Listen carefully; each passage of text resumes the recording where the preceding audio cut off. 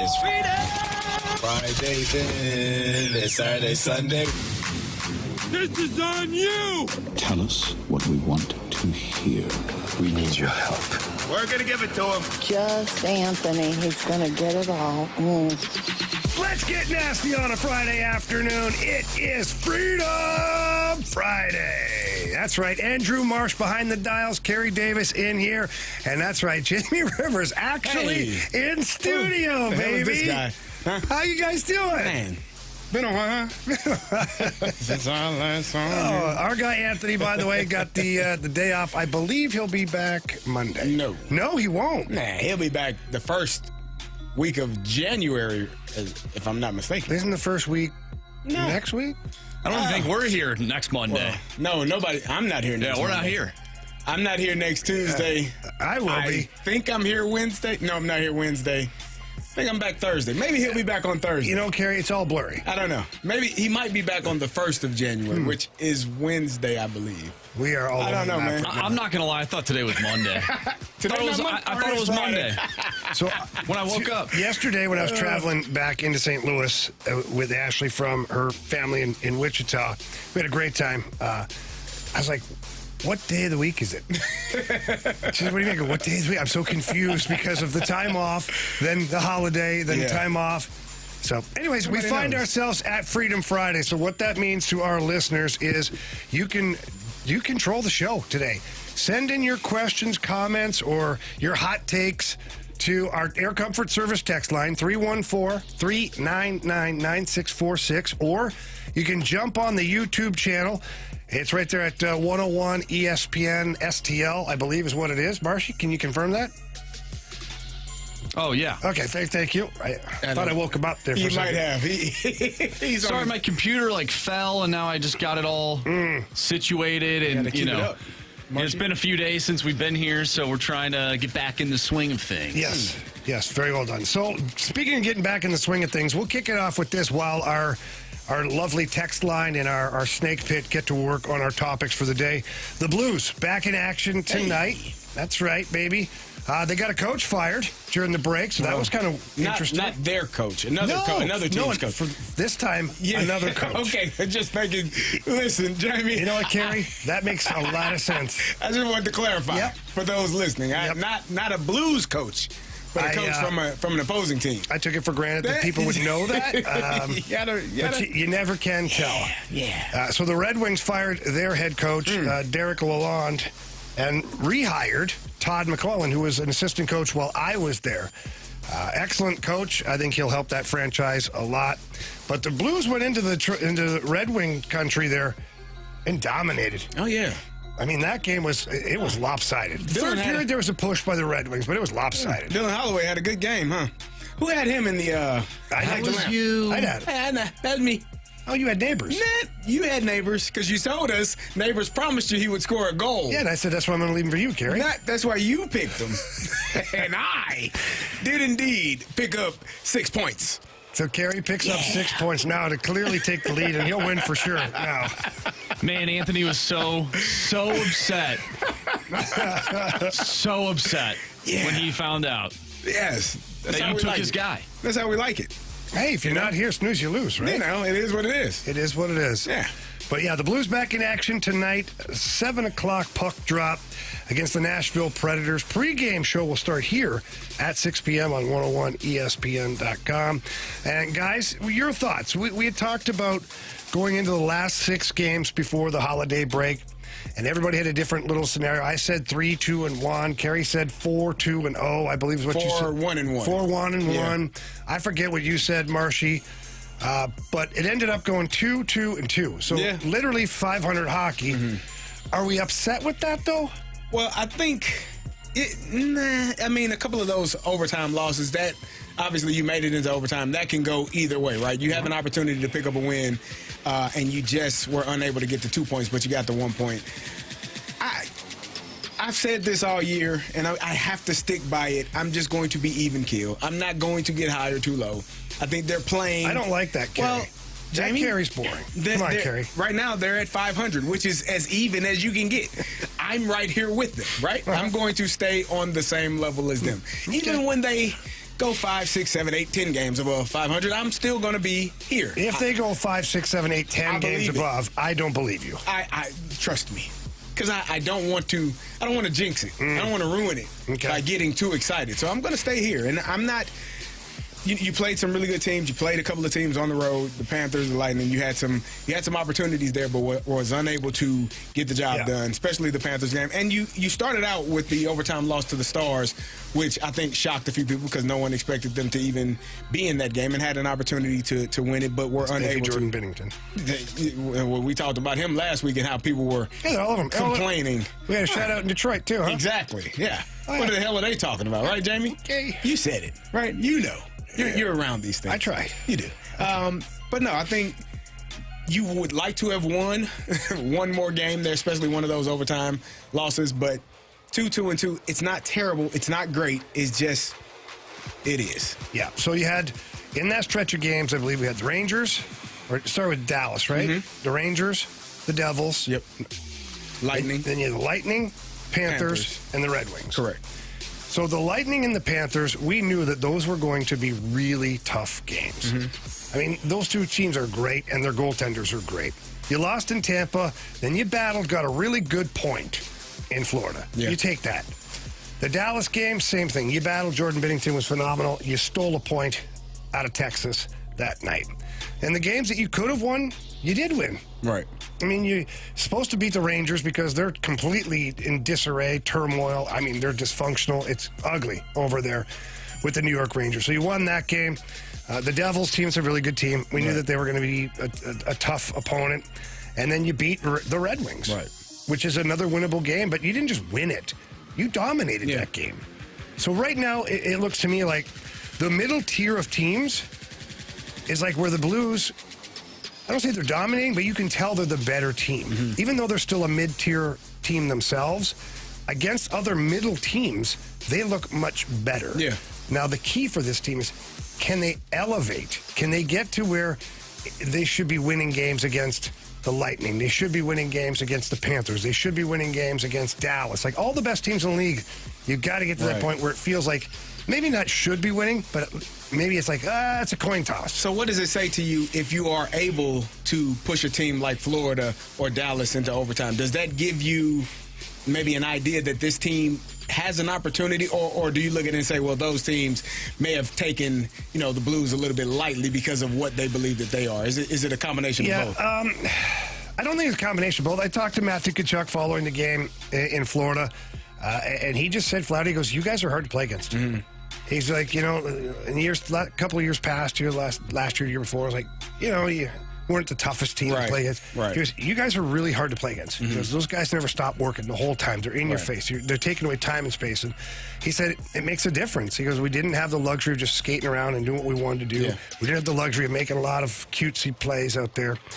So when you got an elite player telling you that your team plays hard, that doesn't mean you're good. It just means you're playing hard. And now when you accompany that with some really good play, then that's when you start to get dangerous on a nightly basis. And, Alex Texier had himself a great game in Detroit. It was nice to see him kind of break out a little bit and show what he's capable of doing. I think he showed the St. Louis Blues fans, why Doug Armstrong acquired him. And if he can do that on a regular basis, it would be nice. Now, he has a game-time decision tonight. He was ill last night with some sort of bug, and he wasn't at the rink this morning at all. They're waiting to see how he feels later on today. If he can get down to the rink or even play, then, we'll see. But he had himself a great game. And I think that if you can get, obviously hat tricks and things like that for guys like Holloway, yes, that's awesome. But you can't lean on that. You can't be like, if we don't get a hat trick from a player tonight, we're screwed. You can't rely on that. But what I liked was the number of scoring chances that the Blues created. How about the defensemen? Colin Parayko and Philip Broberg basically end up on breakaways because they just shot up the middle of the ice and said, I dare you to catch me. They didn't score. But you got to like that kind of aggressiveness. I like the fact that they scored more than a goal. We talked about during that losing streak, they were only getting one goal. And it's tough to win, and you put a lot of pressure. We talked about it last week with Joe Hofer and Jordan Binnington. if you're not getting the goals on the other end and you're facing a ton of shots, eventually some of those shots are going to go in. You're making it hard on your goalies who have done a really good job this year. And I think that scoring goals and alleviating some of that pressure, I think that's what you saw with the Red Wings game. You're able to get ahead and keep and keep putting goals in and allowing yourself to push that lead a little bit further. So I did like that. Again, those 3 losses, you only getting 1 goal. It's tough to win against those teams when you're only scoring 1 time. It is. Again, your Blues tonight in action, 7 o'clock puck drop. Alex Texier, game time decision. Joel Hofer will be starting between the pipes tonight, so that should be pretty exciting down at Enterprise Center. Again, this is Freedom Friday. So you guys are the ones that are going to drive the topics today. Air Comfort Service text line 314-399-9646. Chime in anytime. Or the YouTube channel, our snake pit, as we call it. There you go, Carey. Get it. There you go. 101 ESPN STL. Get over there and put your questions in there, your comments or your suggestions. Our guy Marshy is surfing both chats right now. So when we come back, we will hand the wheel over to you guys right here in the Fast Lane on 101 ESPN.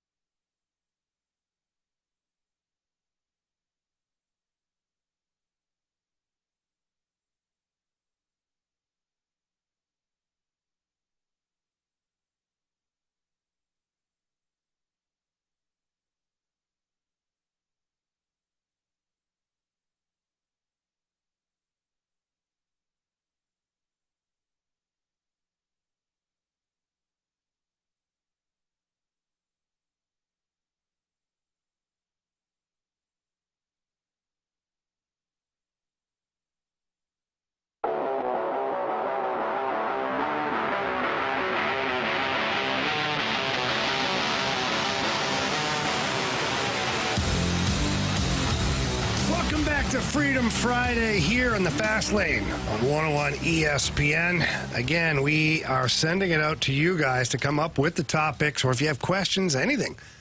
Get it into the Air Comfort Service text line, 314-399-9646, or the YouTube Snake Pit, which is 101 ESPN STL. Our guy Marshy is perusing. Andrew, what do you got? All right, so this one comes from the 636, and I know, Carey, you're probably hoping that your favorite football team was not going to be brought up today. What? That is not the case. Fighting Illini? Yeah, we play South Carolina down in Orlando. I'm actually heading down there Saturday, tomorrow morning. Taking the kids. You're doing that Just family vacation. Beautiful. Yeah, Orlando, you got Universal Studios. Andrew, go ahead and talk Disney about the World. Steelers here. Go ahead. Yep, it's exactly about the Steelers. From the 636, I have a question for Carey Davis, and he should know. This is multiple seasons in a row that our Steelers have fallen apart in December. Do you think the intensity of Mike Tomlin as a leader and the intensity of his practices just has the team burnt out and gassed by late in the season? They don't look like the same team late, and this year isn't an anomaly. So the teams that they have played over the last 3 weeks, the Chiefs, the Ravens, and the Eagles. The Eagles are fighting for the number 1 seed in the NFC. The Chiefs are the number 1 seed in the AFC. And the Ravens are a rival with, in my opinion, the MVP for a second straight year in Lamar Jackson. Those are really 3 really tough teams. Is that an excuse? No. Because I was going to say over the weekend, but after the game versus the Chiefs, we've been hearing some grumblings from defensive players. You can't have 10 guys doing it and one guy not. I don't know who they're speaking about. They're probably not going to come out and speak to it directly. But that means that there's something lacking. I don't know if it's the preparation. I don't know if it's the actual, what's taking place during the games, but it's not happening. And then one of the things that I see, and I've seen this story here for a few years now from the receiver room, is George Pickens, as talented as he is, he cannot be just about me. And I don't know that he is, but that's how it seems at times when he's not getting the ball. The pick that Russell Wilson threw, I don't know if George Pickens should have been running to go, which would have held that safety, which would have allowed them to not throw that interception to the safety. But there are so many things that are taking place on the field week in and week out. One, they're playing really good teams. Two, they're struggling offensively to get the ball moving. George Pickens coming back was supposed to help it, but it didn't help out that much. You're playing a really good team in the Kansas City Chiefs. Is Mike Tomlin overbearing or overwhelming, or the practice? I can't speak to that because I'm not there for the practices.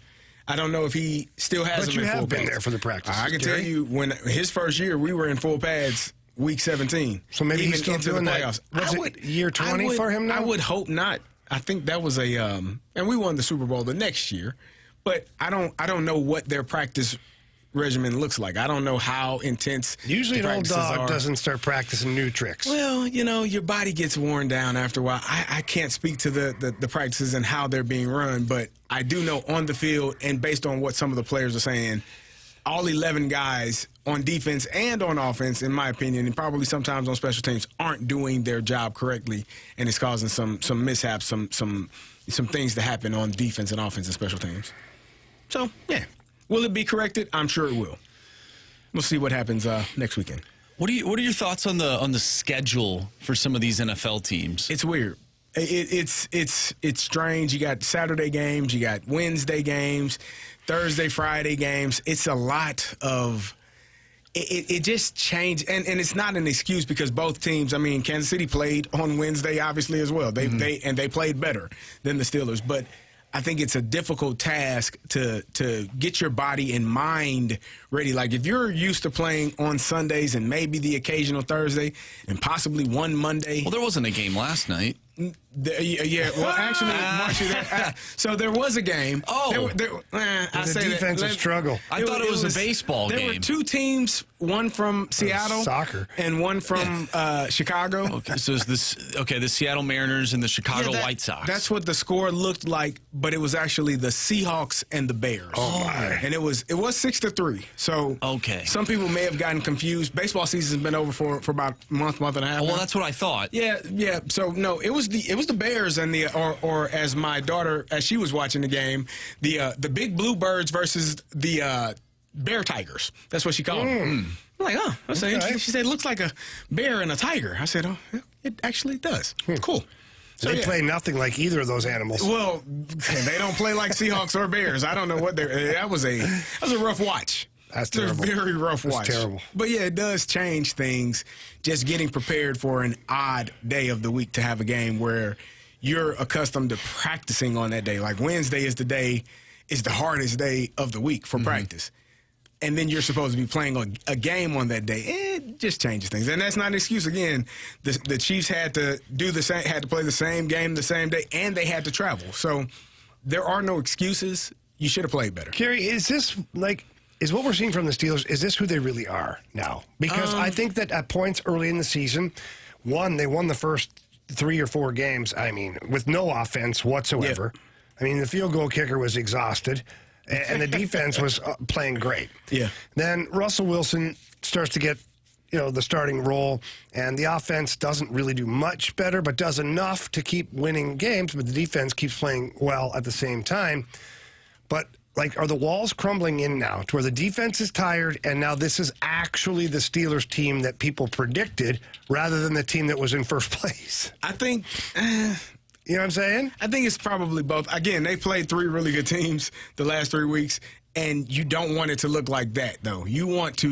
They haven't been getting after the quarterback well enough. They haven't been covering on the back end well enough defensively. This is not a defense that I'm accustomed to seeing. I'm used to seeing guys get after the quarterback. TJ Watt, Cam Hayward. I'm expecting those guys to be impact players in the pass game and prevent teams from having time to throw the ball or have success in the passing game. So that's been a problem. George Pickens didn't play the 2 previous games. He did play Wednesday against the Chiefs, but you need that big playmaker to make plays. And there are times where I'm watching him where he's pouting and complaining. And this is it's just not but it's not the Steeler way. It's not what we know. And so there are just some things I think that Mike T does have to get cleaned up, because if you want to be a championship team, all 11 on the field at one time have to be locked in, dialed in, and not making mistakes. And right now, they are not all dialed in, and that's extremely frustrating. So Sweet Voice James says, in the snake pit, how about that win against the Rizzuto show last week? That was huge. It was.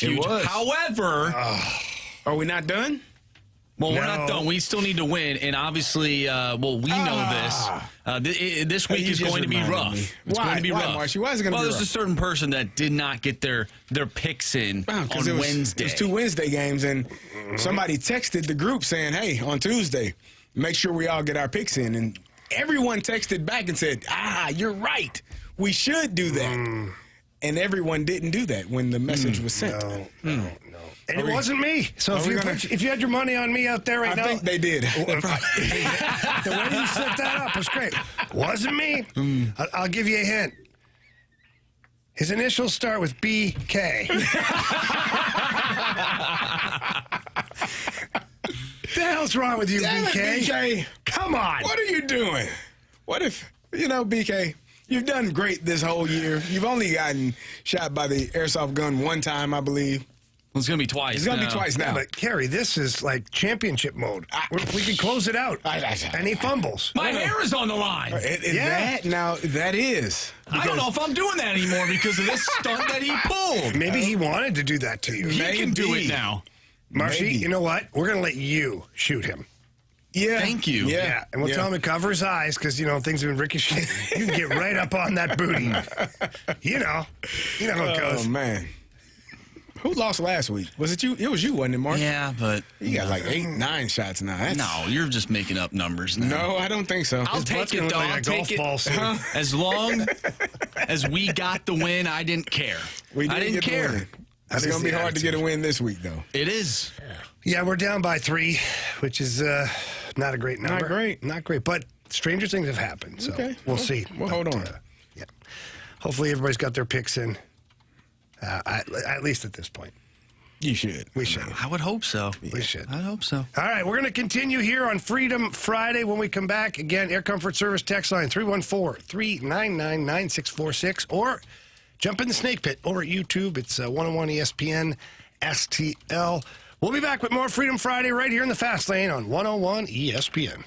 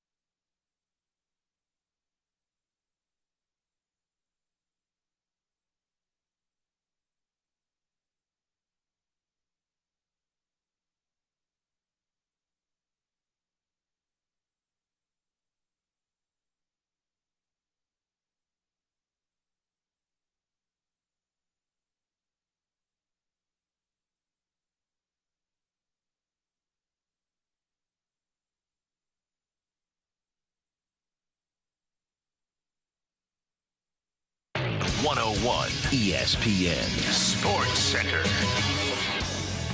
I'm Andrew Marsh. It's time for a Sports Center update driven by Johnny Londoff Chevrolet and Johnny Londoff Autoplex. The Blues are back in action tonight, taking on the Nashville Predators. Pregame starts at 6 o'clock. Puck drop is at 7. Of course, you can listen to that right here on 101 ESPN. It is Freedom Friday, so send your topic ideas to the Air Comfort Service text line, 314-399-9646. We'll continue doing Freedom Friday right here in the Fast Lane. I'm Andrew Marsh, and this Sports Center update is driven by Johnny Londoff Chevrolet and Johnny Londoff Autoplex. See them at londoff.com. Chevy, together we drive. Are you kidding me?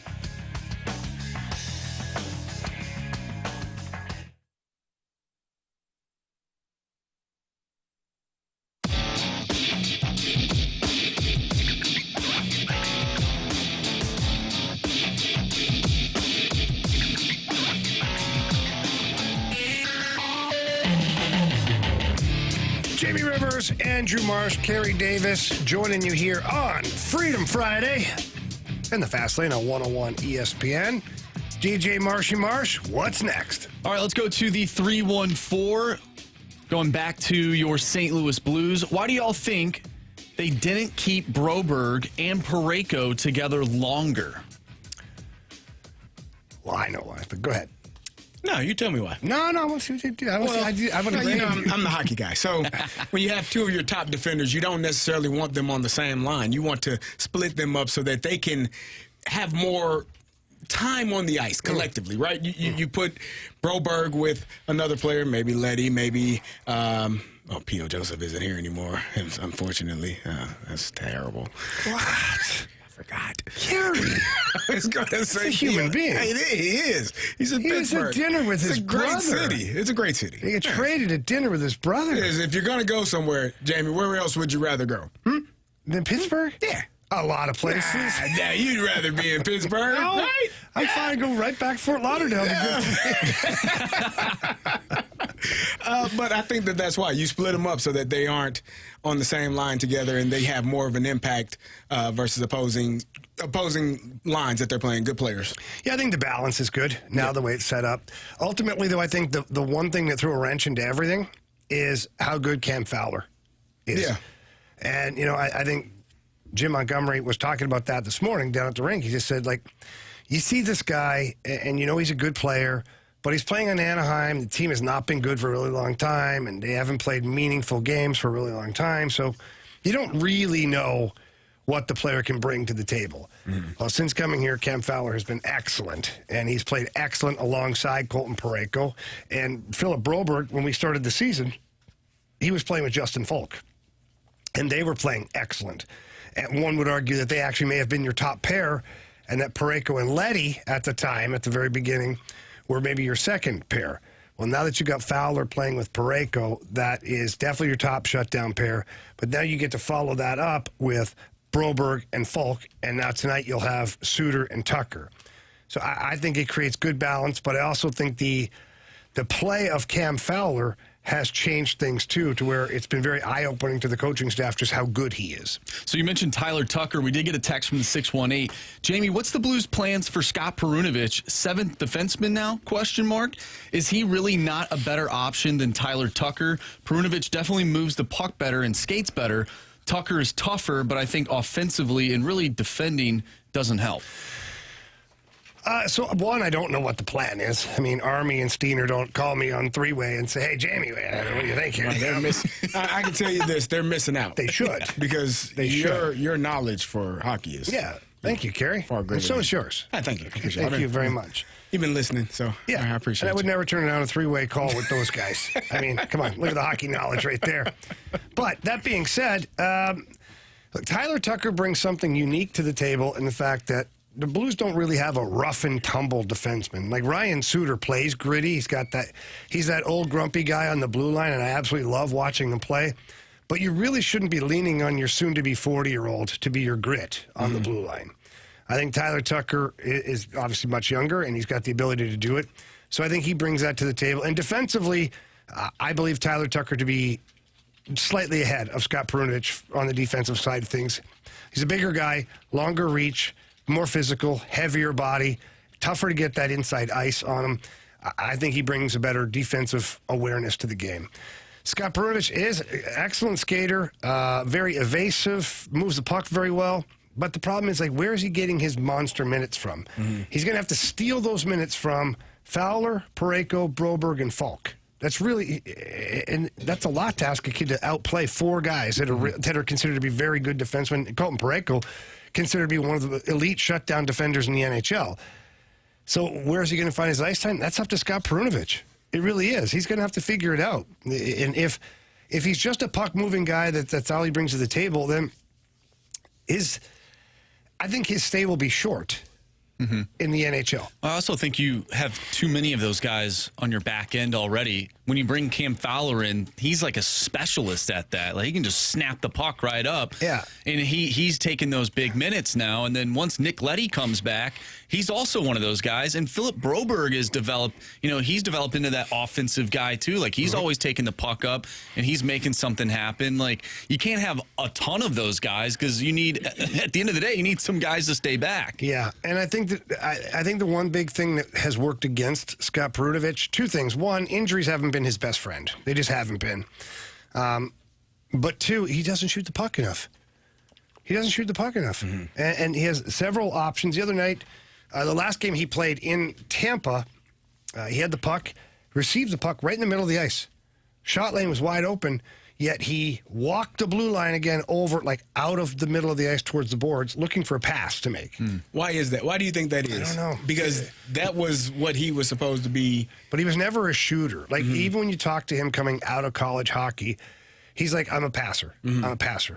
And if you look at his numbers, like, his assists, that number was much higher than the goals he scores. Gotcha. But, like, when you look at his stat sheet, and I'll try to pull it up here as fast as I can, his shots on goal compared to other defensemen might be the lowest on the team. And yet this is a guy that you had playing power play for you. And you still do at times whenever he's in.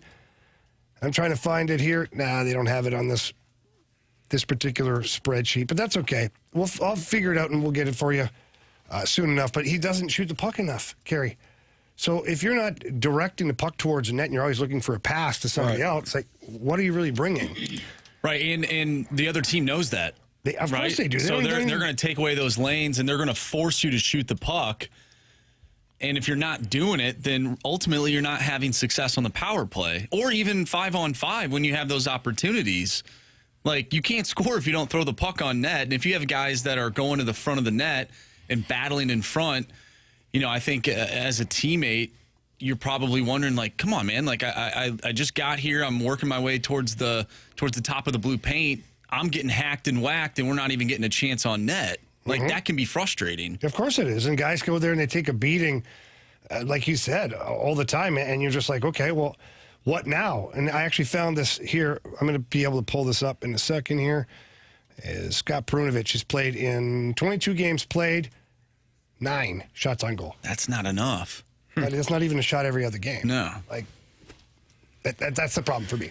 That's a problem for me, and I think that's ultimately going to be a problem for Scott Perunovich, unless he changes it.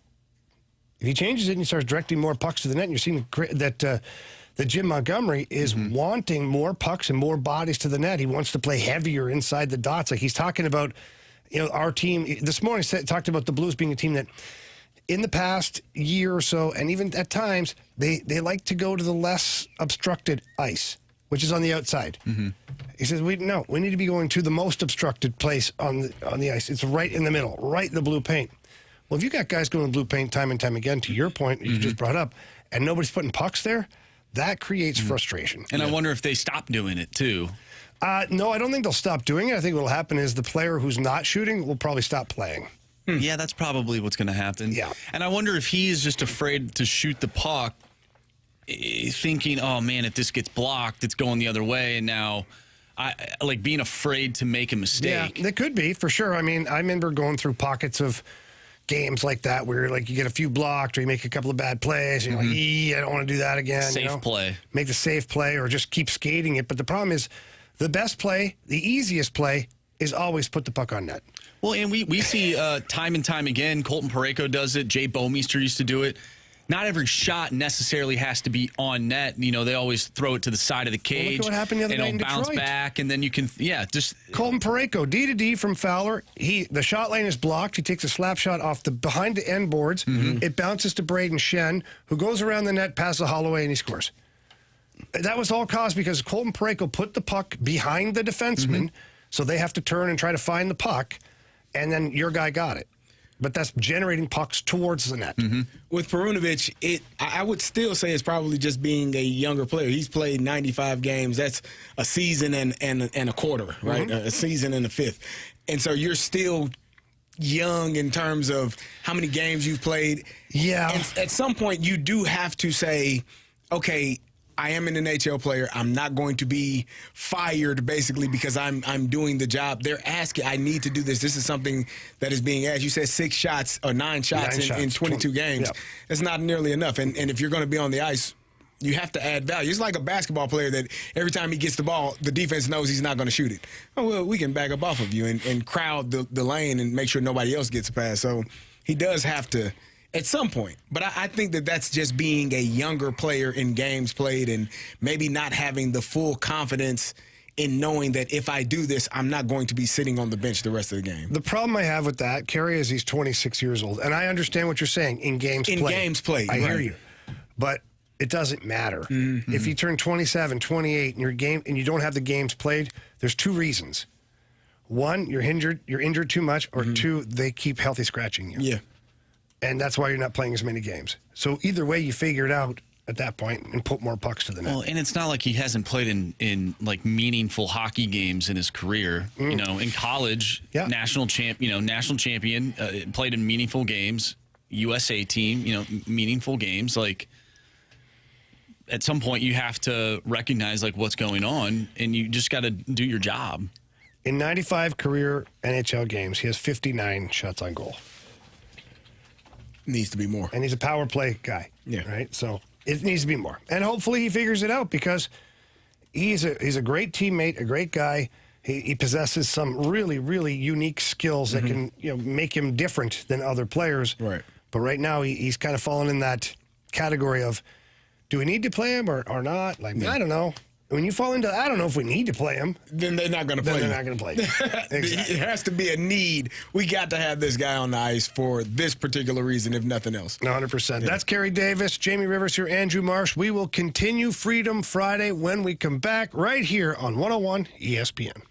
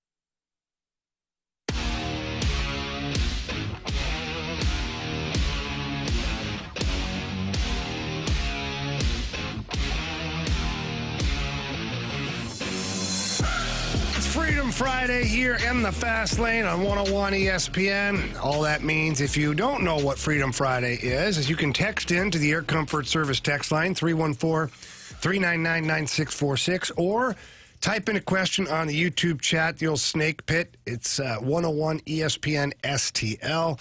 You bring up the topics, questions, suggestions, you name it. As weird as it may be, we'll talk about it, or as fun as it may be, we'll talk about it. Marshy, give us one. All right, from the 314, Cam Newton did an interview saying baseball is dying. I couldn't agree with him more. The analytics departments have made the game boring. The commissioner has turned the game into a joke, and less than a handful of teams can compete each year due to no salary cap.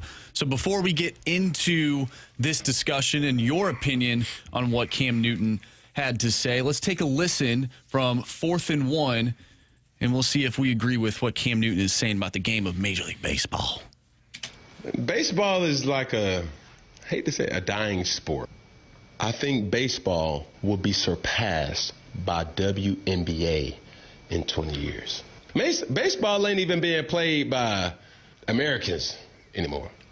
What's up, bro? Bring back steroids, bro.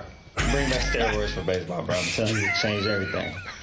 No, can't do it, but I'm telling you, that was when they was hitting them things out the park, bro. It was different, bro. Yes, bro. I used to like some judges, they still hitting it out the park. Yeah, but the majority of players, to my point, I don't know about that bring back steroids. Yeah, like, hey, I'm Cam Newton, and I do not approve that message. What do you guys think about that? Do you think which part? There's a lot to unpack there. Well, that baseball is a dying sport. I understand what he's saying about that. I don't necessarily agree with the whole steroids? WNBA thing. No, I don't see that. I don't see that being a thing where baseball is not as popular. In 20 years, but I think he has somewhat of a point. I don't think and no disrespect to the WNBA, but you had a iconic player this year join your league in Caitlin Clark, who brought all of the eyeballs to your sport. You're not going to have one of those every other year. They don't come along a lot. They just don't. And there's some good players. I'm not even saying she's the best player in the WNBA, because I don't believe her to be the best player, but she's the biggest draw. Right. And so, who's your next biggest draw? I don't know. So that's kind of a unique discussion. I'm sure there's some people that you could find an argument on either side of the rails for that one. I do agree with one thing that was said, though, and I think you said it, Marshy, that there's really only a handful of teams that are truly able to contend anymore. The texter pointed that out. Like, you got your Dodgers, Yankees, Mets, Phillies, Padres, I guess, because they're still spending money they don't even have. But that's kind of it, right? Who else? Am I missing somebody? You said the Mets? I did? Okay. Mets, Phillies, Red Sox, Yankees. Red Sox, I didn't. Padres. I omitted them. Yeah. But I'd throw the Giants in there, too, even though I don't know if they're necessarily good at spending, but they do spend.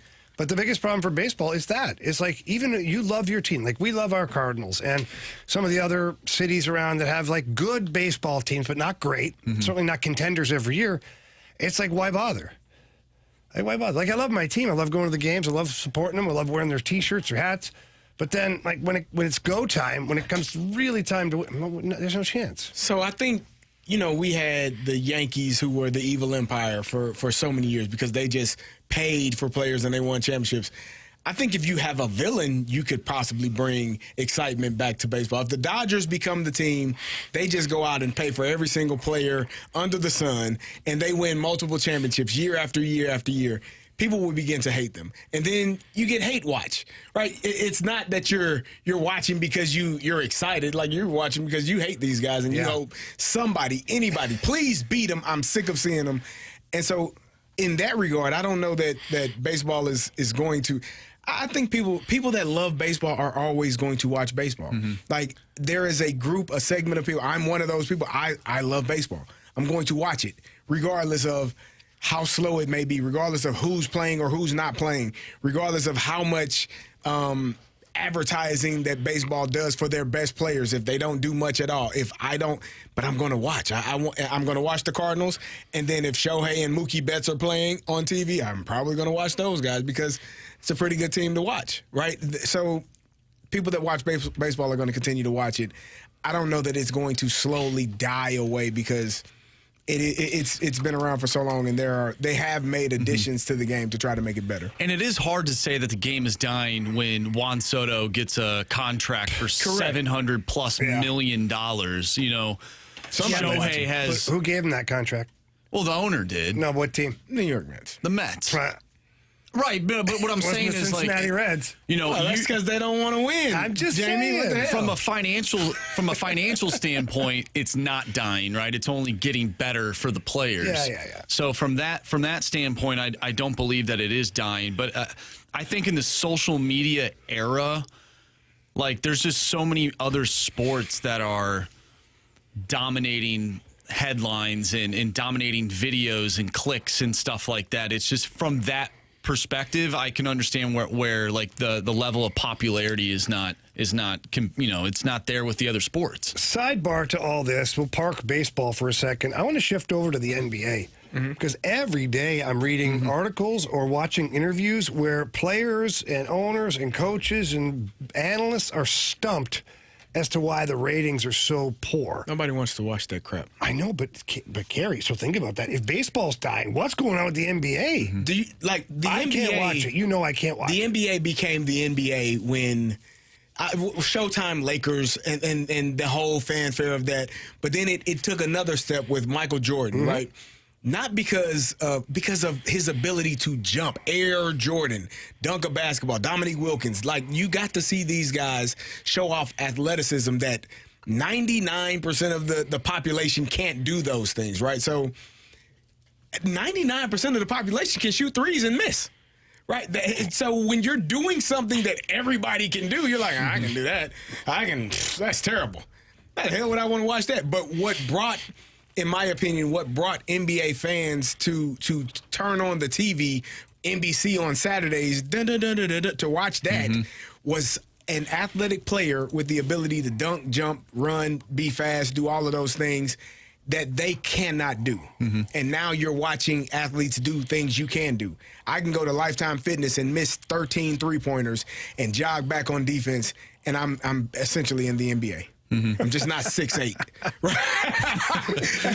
I am. I mean, I could do that too. There you go. I actually might make one. You might make 2 or 3, and now you're really in the NBA. And so I think that's why it's just it has shifted so much, and it's the same thing as we talked about with baseball. The analytics, coaches are like, oh, why would you take 2 when 3 is more? Like, why would you take 5 2-point shots when you could take 5 3-point shots and you get more points if you hit those? Well, it's a further shot. It's a higher difficulty. It's just like, why would I swing for singles when I can hit a home run? Exactly. I'm going to get paid more. I'm going to make more points if I hit more threes. And so I think that's why the NBA is you saw the rate. People, the NFL basically said the hell with the Christmas Day for NBA. Like, we'll put 2 games on. Did you see the ratings? It was like 25 million to 5 million, right? Yeah. Nobody's watching the NBA when NFL is on. For me, it seems problematic to you know what I mean? Stop shooting so many daggone threes and go dunk on somebody's face. So Jump over somebody like Vince Carter. So then what do you do? Do you make the 3-point arc farther away? That's not going to matter. They still going to shoot it. Yeah. I'm just asking, Carey. Don't yell at me. Maybe you get rid of it altogether and go back to how basketball was. Yeah. Without the 3-point arc. Go back to basketball. So no 3-point line. None. That actually actually would be good. Yeah. They'll never do it, though. The old-fashioned way. Yeah. And one. To the line. That's me getting fouled. And yeah. I thought you were trying to just make a point. Yeah. That's what I was doing. All right. It's a Fast Lane here on 101 ESPN. We will continue with Freedom Friday coming up next.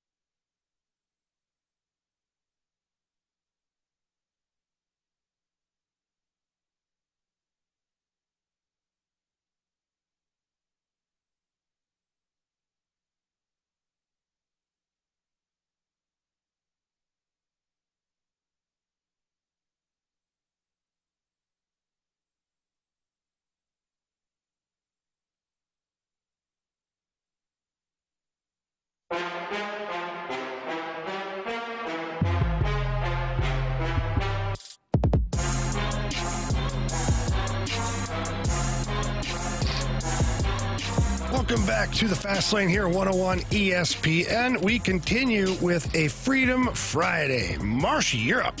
All right, before we get to this next text, I had a question I wanted to ask you guys, kind of like a sidebar to our last conversation, and kind of sparked as I was, running around in the break. But do you guys think that youth sports is getting too expensive, and that's why some kids aren't playing as much, and the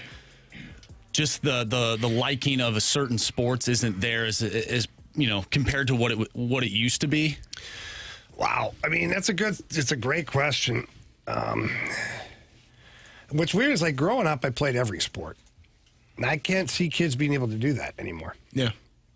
They just, for whatever reason, like if your son, Carey, wanted to play basketball, football, baseball, hockey, do all that. Not enough time. Not enough time? Yeah. Because why? Because those sports are asking for more of a commitment. Well, yeah. Right? Yeah. And they're justifying it by the dollar value. Mm-hmm. So they're making you pay X amount of dollars because you're going to get X amount of training, that's what you want. Mm-hmm. I get it. Independently, each sport is doing the right thing to help those players, at least for the most part. That's my belief. Mm-hmm. Where we run in trouble is that you can no longer play. Maybe you can play 2 sports, but you can't play 3 or 4. Like, you just can't, because one, the time commitment and the financial commitment are too large in other sports. So now little Johnny or little Sally have to pick their favorite sport, and that's all they get to do, because the time commitment and the financial commitment is big enough to where you're like, that's all we can do, honey. Like, sorry, can't do anymore. Yeah, I think they can become extremely expensive. I see, especially like travel sports, like travel baseball, travel hockey, like the time commitment for one, and then the amount of money that is being spent. I'm of the thought process, like, there's no way. I won't say no way, because there's always a way, but it's very rare that that a 12-year-old is going to the NBA or to Major League Baseball or to play in the National Hockey League. He may be vastly better than everyone else that he's playing against, and then he may slow down by the time he's 16. Everyone may catch up to him, and so it's difficult to say. You do want to give your children the best opportunity for success, but you also have to be, in my opinion, be realistic about what's going on and saying, hey, is the juice worth the squeeze? Right. Like, are we spending so much time and so much money in this area, and there's no guarantee? Because you see it all the time. You see a lot of trainers, a lot of kids go to trainers, and with the expectation from their parents, my son's going to make it. Well, if your son is 5'11" or 5'9", he's probably not going to play small forward for the Golden State Warriors. I'm just sorry. Like, it is what it is. He's probably not going to play linebacker for the University of Georgia if he's 5'7", right? You don't know. Mm-hmm. And he might be the tallest kid in the 8th grade. And by the time he becomes a junior in high school, he's one of the smallest kids. You never know. So I think it is costly. And I would just say be careful. Make sure that, A, you can afford it, and B, it's something that your child wants to do. Because you don't want to get burned out if you're a kid. No. Correct. Here was my rule with my kids. I'll just use my boys, because my oldest daughter was a competitive dancer, and that was a whole other level of commitment. A commitment, by the way, that I had no idea. I had no idea how hard these girls have to work on a competitive dance team. I was blown away. So mad respect to the girls. Dancing it's crazy. Is something else. It's a whole other world. Technique and everything. Yeah. But here's something I said to my kids, and I'll use my boys again. Like I said, boys, the truck leaves for the ice rink at this time. If you guys want to play hockey, you'll be ready to go. You'll be there. You'll be by the truck at, let's say 5 p.m. for practice or for the camp or whatever. And then when you're not, I'm not begging you to go. And so for me, the level of commitment has to be given by the young athlete. Whatever they choose to commit to, I will promise to match that commitment with my time and my finances. Right. Because and Carey, you're right. The odds are that none of the kids are playing pro of any sport. Those are the odds, okay? Yeah. But it doesn't mean we can't still have athletes. And I said this to many hockey players over the year. I said, there are so many things that playing hockey translates to later on in life. You learn to work within a group. You learn to work within a business, an office. You have to rely on your teammates. You have to bring hard work. You have to be dedicated. You have to be on time. All these skills that you have to play hockey will translate into something later on. So I have no problem financing something that my children are driving for. Like they want it. They want it. Where it gets gray area or starts to turn over to the wrong side is when the parents now, they become more motivated than the kid because dad thinks little Timmy is going to be a football star. Got it. Yeah. Little Timmy would rather go play tennis or video games or color. And dad's like, no, I got you signed up for some of that private training there, fella. We're going to be running some 40s today, and you better show improvement. You're like, Dad. That's where I have the problem is because now the kid is no longer driving the attitude of this. The parents' attitude and the parents' money is what's driving the kid. Well, it ultimately drives the kid away from the sport. And like, if you do like those certain, not camps, but like, you know, those certain training at a young age, to me, I feel like you're almost kind of stripping that youthful like innocence from the kid because then it becomes kind of like a job. Yeah. Oh yeah. Yeah. Instead of just going out there and playing and having fun, and if you're better than everybody and you the talent speaks to it. On the ice, on the field, whatever, you know, on the court, then the parent is like, oh, whoa, like, he's pretty good. Maybe we should start putting him in some camps and taking some lessons, some private lessons, and really, you know, ramping this up as the kid gets older. And if he likes it, then you know that there's a future there. Right. You know, whether it's at the pro level, college level, whatever. As high as they can possibly go. But again, for me, it has to be driven by the athlete. The athlete has to tell you how committed they are, and then therefore I can match the commitment with resources. If they're not pushing me I want to go to practice. Hey, Dad, I'd really like to start weight training. Yeah. Hey, Dad, I'd really like to start getting some extra lessons on the ice. You know, okay. But if it's me that says, hey, you know, come on, you're coming with me. I got you a private lesson. I got you a weight training guy. And the kid's like, I don't want to do that stuff. I just want to play hockey with my friends. I just want to play rec hockey. Yeah. Okay, great then. We'll play rec hockey. Is there any other sports you'd like to just try recreationally? Because now rec hockey doesn't have the same cost as travel sports do, you know, or rec sports are cheaper traditionally. I don't want to speak out of turn in case there's something I don't know about some other sport. But that, for me, that's the key of everything. Yeah, I agree. And you hit the nail on the head. Like, if the child is not, if they're not pushing the envelope for, if they're not the ones driving that and saying, I need to do this, I need to do this, I need to do, you probably got a kid that is not ready or willing to do all of those things in the amount of time and money that is required.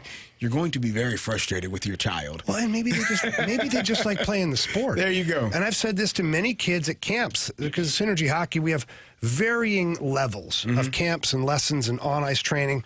Because why? Because every kid is a different level. Right. And when a kid is a kid that just wants to play, I just like playing hockey. I like being with my friends. I don't really want to practice extra. I don't want to do a bunch of training. I just want to throw the blades on and go play. Guess what? I got you, son. Yeah. Yeah. Let's just go play. Let's go play rec hockey. Go have a blast with your friends because I still believe there are certain values that come from playing a sport. Yeah. You still have a coach, a boss. Right. You have a team, which is your coworkers. Like, you still have to work within the group. You have to find your spot within the group. You have to be a good teammate. And all of these things, no matter what level you play, they translate. So for me, there's still value in kids playing at a lower level. It doesn't have to be the top level.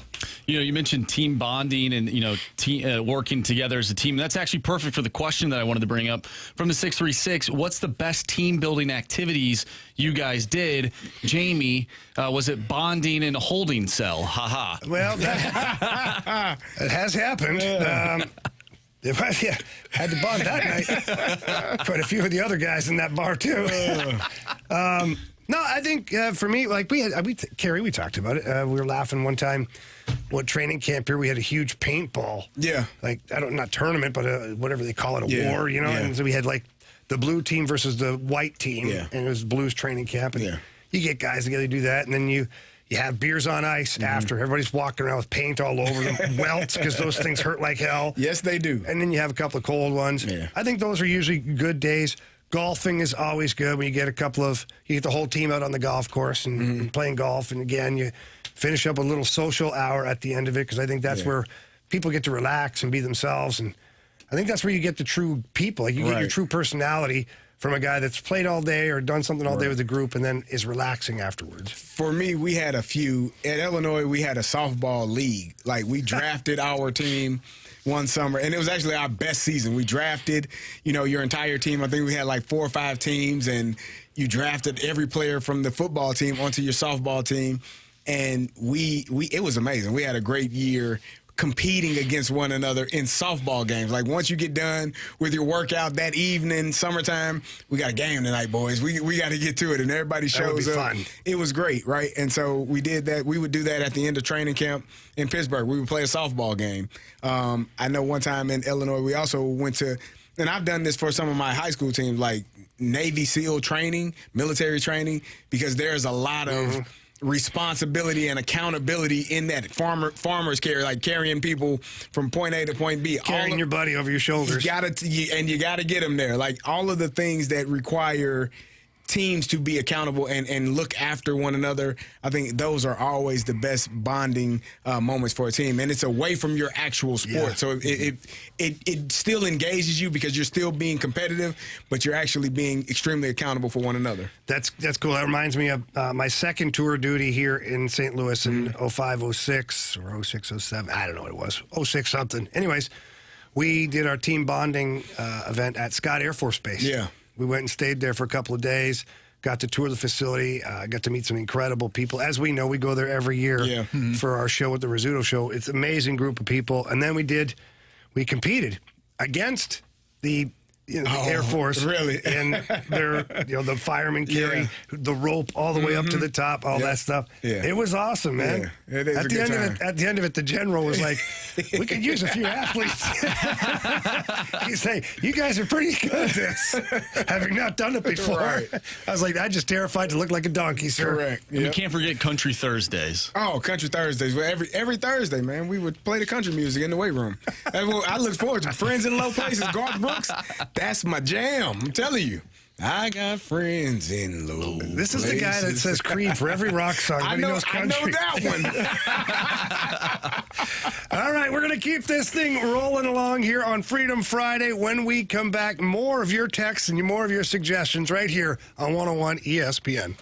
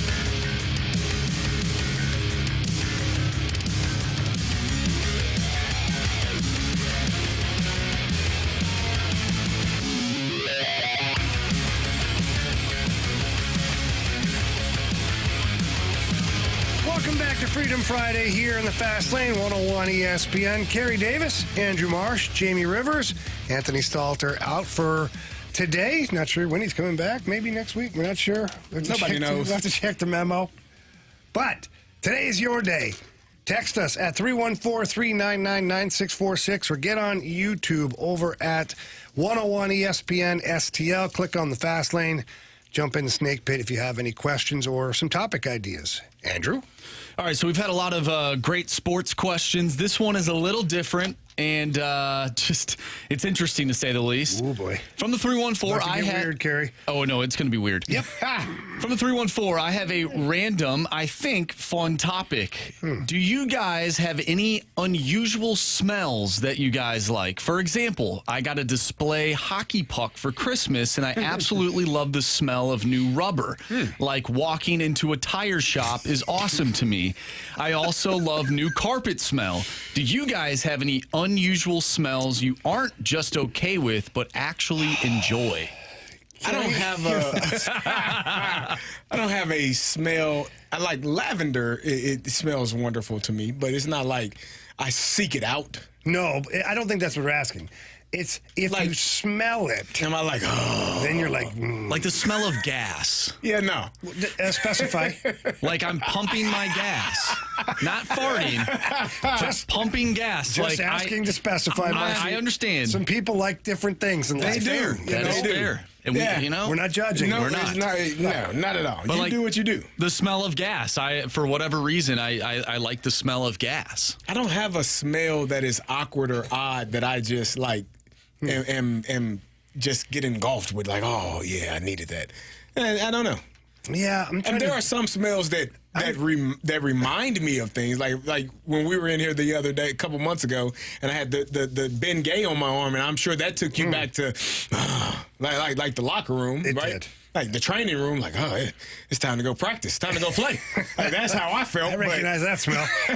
Yeah, But I don't have a smell. I'm that, sure there's something along the way where I was like, what the hell is that smell? I said, "Oh, that's what that smells like. I don't mind that. That's pretty good, you know. I do know that.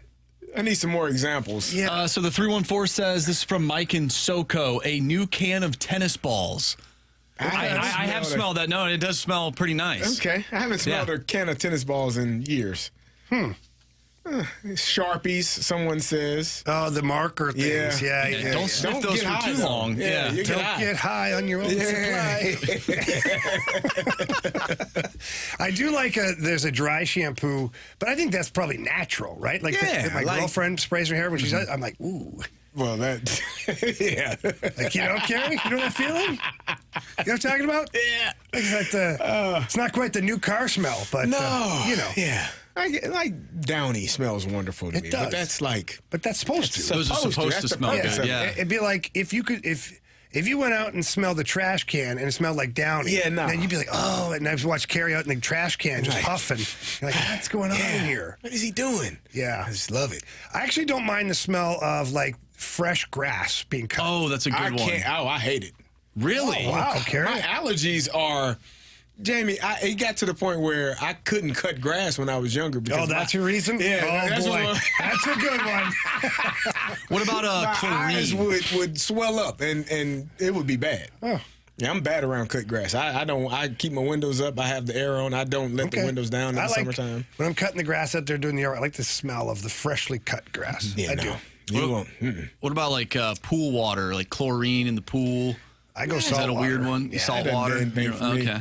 The chlorine to me, sometimes it depends on whose pool it is. Sometimes Right. they overdo it, and you go to get in the pool, and all of a sudden your eyes are burning. That's you're fair. Like, you're like, who the hell did you have in here last that you had to shock it so bad? What's some of the worst smells that like other than like your normal like poop and like Worst hockey smells? equipment? Hockey equipment's pretty bad. I had a teammate whose feet smelled so bad. Oh, And he never wore shoes, never wore socks in his shoes. I mean, and we were locker neighbors, and I'm like, dude, every day with this, it was bad. They had to put special things inside his shoes and inside his locker and sprays, and it was Like mulch smells bad. it's awful. yeah, mulch kind of smells like a fart a little bit. Yeah. Like a dirty fart that's been hanging out in like a bottle or something. Like muddied a little bit, you know? I like, well, yeah. A smoky fart. Smoky. Oh, that's terrible. I like cinnamon. I do like the smell of cinnamon. Oh, she was great. Yeah. Oh, leather. That's a good one. Yeah, her too. Cinnamon is a wonderful smell. It smells delightful, ma'am. Sorry. Oh, hey, you like what you like. You just said. It was dark. Oh, geez. No, it was not Max Starks from the 618. All right, let's go to the 314. While you guys were playing, what was the worst/most demoralizing trade that you watched happen on your team that did not include you? Oh, wow. Demoralizing trade. This wasn't a trade. It was just when Wayne Gretzky decided not to resign here for reasons that he had with Mike Keenan and the management staff here. That was pretty demoralizing because we had a really good team, and we got beat by the Red Wings in double overtime in Game 7. Everybody knows the goal, Steve Yzerman. But we would have had a majority of that team able to come back the next year, and we would have been competitive again. Mm-hmm. And not that we couldn't have been without Wayne Gretzky, but the team certainly is better with Wayne Gretzky. So that was tough.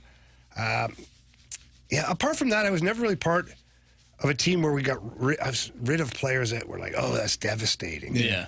You know, like in New York with the Islanders, was it dumb that Mike Milbury traded both Kevin Weeks and Roberto Luongo in the same offseason? Yeah, that was really dumb. It was dumb.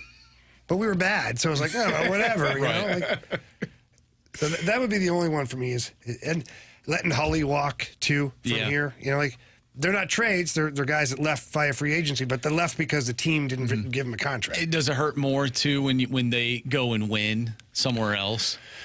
But not for me, it didn't. Right. Well, yeah, because you're obviously friends with these people and you're happy that they win or won. But like from the standpoint of, man, if we had him on our team, like maybe that could have been us. Of course, especially when the early Red Wings years, just a couple years before I got there, you're watching them go win the Stanley Cup, and it's Brett Hull, Brendan Shanahan, like all these guys that you played with. You're like, okay, all right, congrats. I was happy for them. Like, you know, I don't have a problem with the players. It's it just sucks the way things go down sometimes. We didn't have so in the NFL, it's not really the huge trade deadline situations. I think for me, guys not being brought back, you kind of know it's the business part of it, or if they decide to go elsewhere, it's business. You're usually happy for guys that sign a contract elsewhere if the team doesn't want to bring them back. So you're not upset about it. You're not like, man, I wish he would be here, but you're happy that they got their money, or happy that it's not really a situation where you're worried or concerned or upset that, damn it, they should be here. So I haven't had any experience where there were any trades in season where we're just like, or even in the off season that I can think of. Yeah, it's not as frequent in the NFL. But you, like when you see guys retire, you probably more that than, or guys, being cut, you're like, that's tough. So those things are always difficult, but it's done because the team thinks it makes them better, and you live with it and you move on. Before we go to break, guys, we have a couple of late additions to the weird smells that we like. Someone said that they haul cars for a living, and there's nothing quite like the smell of the interior of a brand new Chevy Silverado. Oh. Okay. Yeah. What makes that one different? I don't know. I don't know. Diesel exhaust.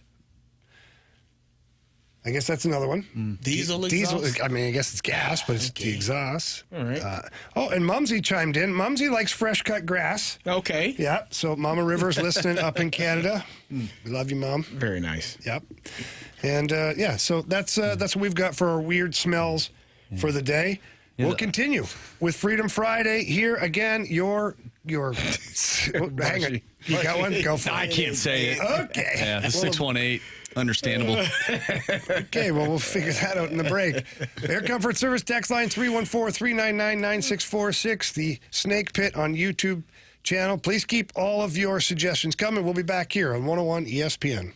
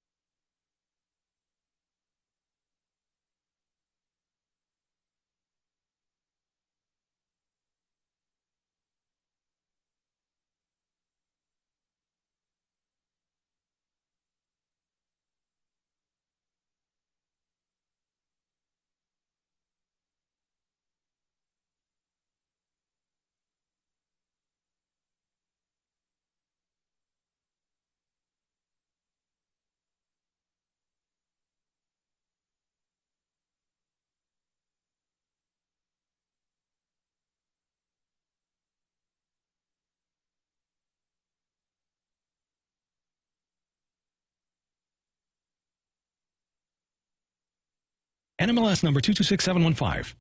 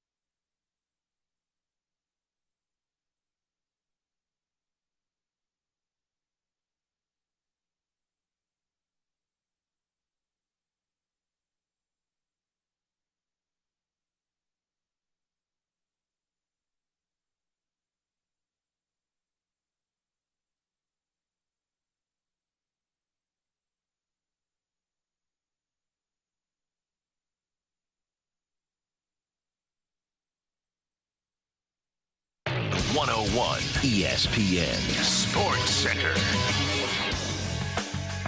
I'm Andrew Marsh. It's time for a Sports Center update brought to you by Saliga Heating and Cooling. The Blues are back in action tonight, taking on the Nashville Predators, and you can listen to that one right here on 101 ESPN. Pregame starts at 6. Puck drop is at 7.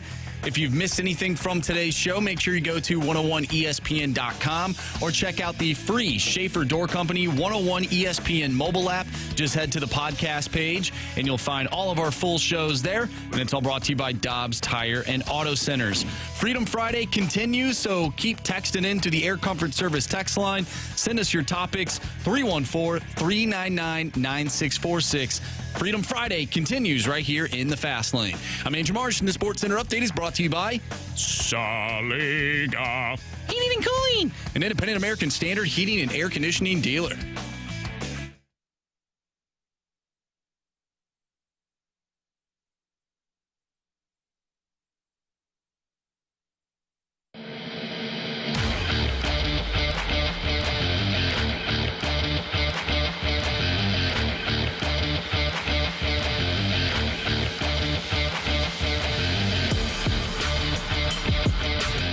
Welcome back to Freedom Friday here in the Fast Lane on 101 ESPN, where your texts and your YouTube chats get turned into segments. Carey Davis, Jamie Hurst, Andrew Marsh.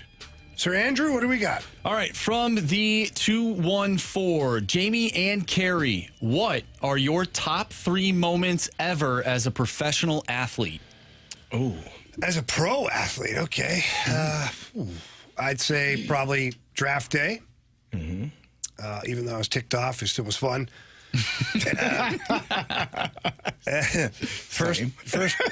First NHL goal, got to be in there, right? I mean, got to think about that. Trying to think, Carey, you go ahead. I got 2 on the board so far. For me, it was draft day. Even though I was undrafted, sitting there for 2 whole days waiting for the phone to ring. Might have been 3 days then. I can't remember.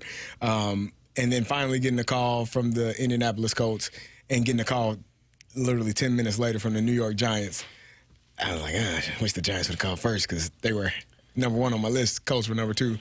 So getting that phone call, knowing that I was going to be able to continue my NFL career, my second thing would be after, bouncing around from a few teams and then having the conversation with Bruce Arians, hey, you can either be the starting fullback or you can fight for the second or third string tailback spot. Guess I'm going to be the starting fullback for the Pittsburgh Steelers. And then the last one, obviously, winning the Super Bowl. I thought that might have been first. Well, I kind of, it was a build-up. I know. You're going in timeline going order. chronological order, yeah. So that was, and then, again, to win that Super Bowl in Tampa, the city that cut me twice, it made it even better, so. Yeah, so I think for me, the last one would be when I got my time playing in Detroit.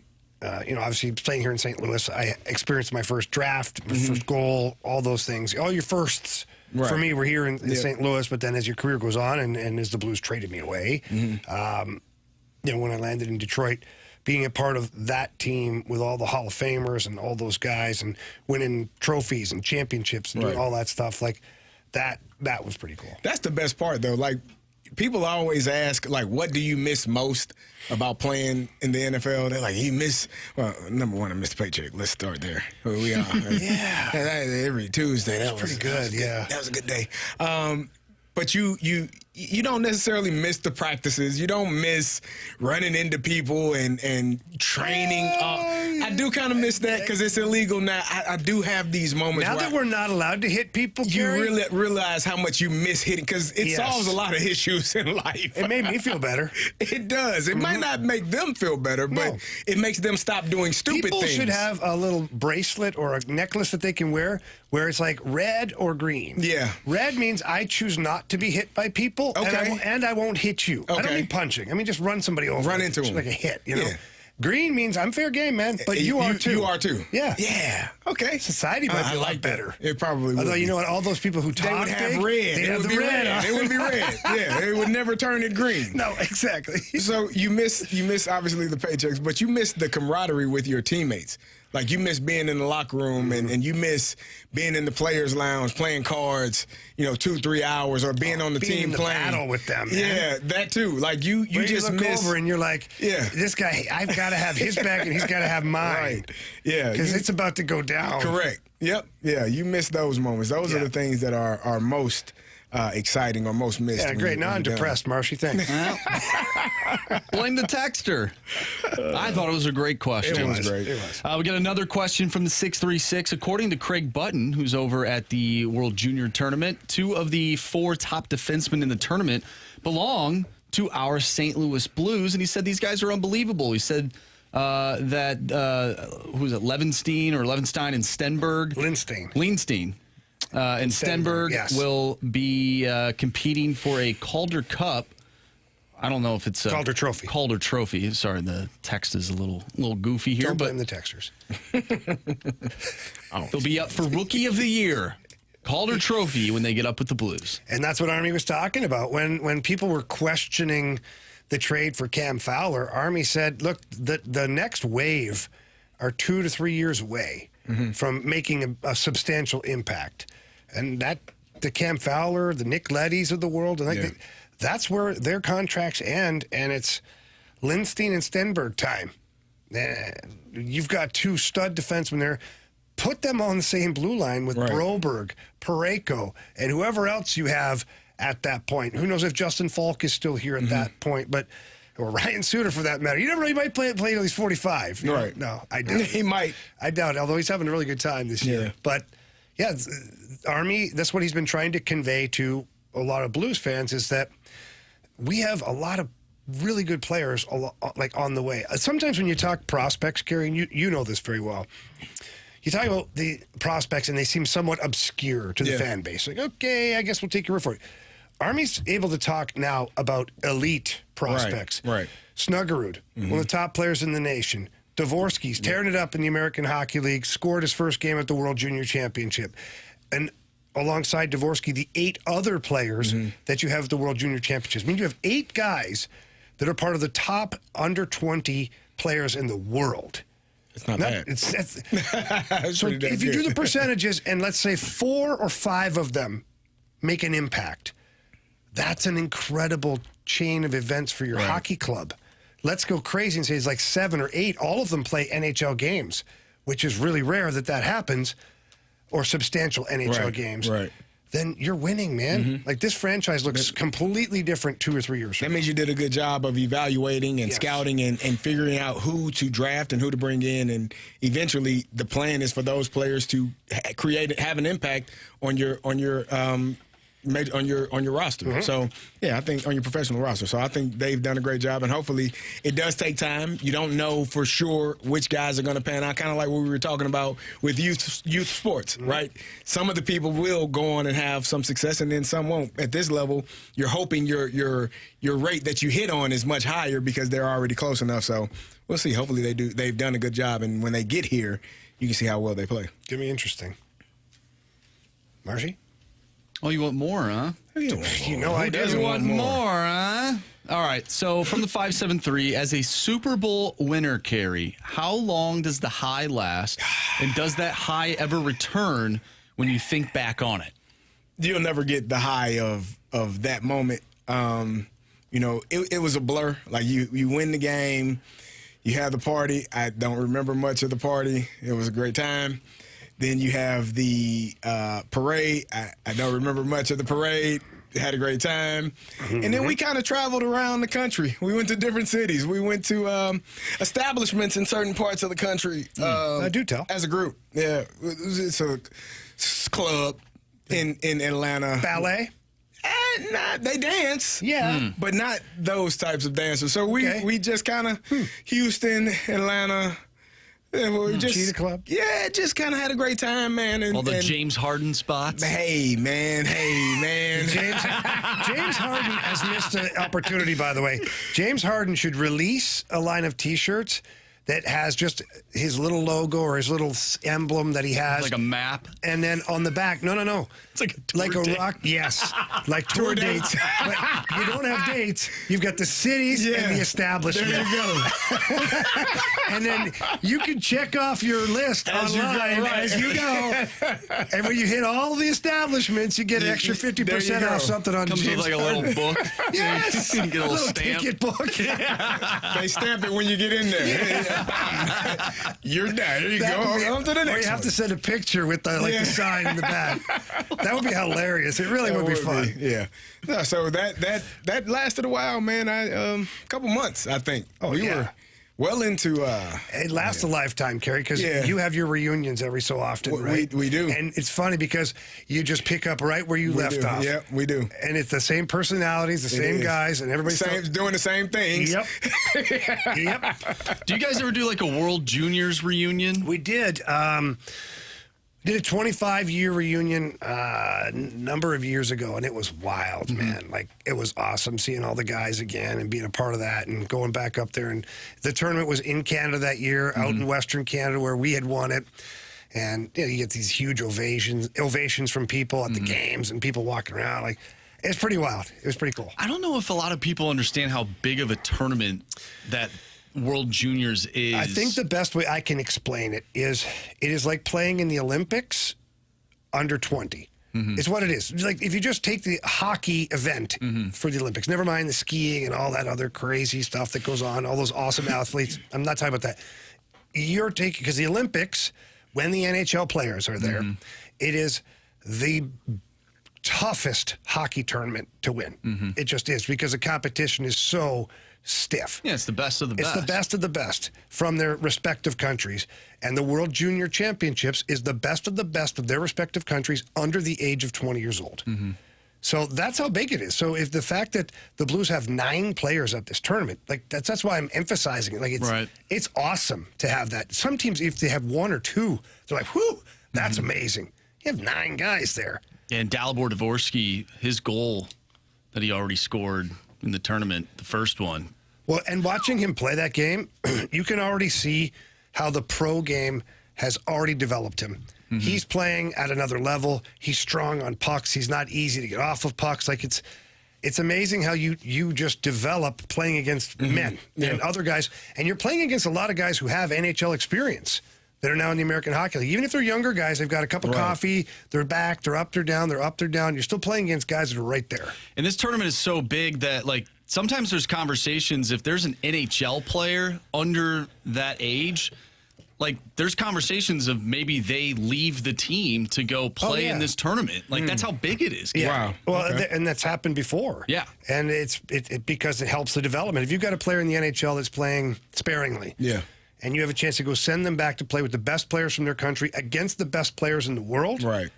Yeah, go.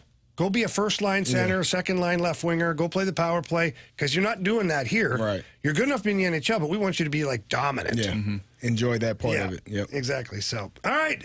I've got one more segment here before I have to head downtown for the Blues versus Preds. Puck drop at 7. Pre-game starts right here on 101 at 6 p.m. following the Fast Lane. We'll continue with Freedom Friday next right here on 101 ESPN.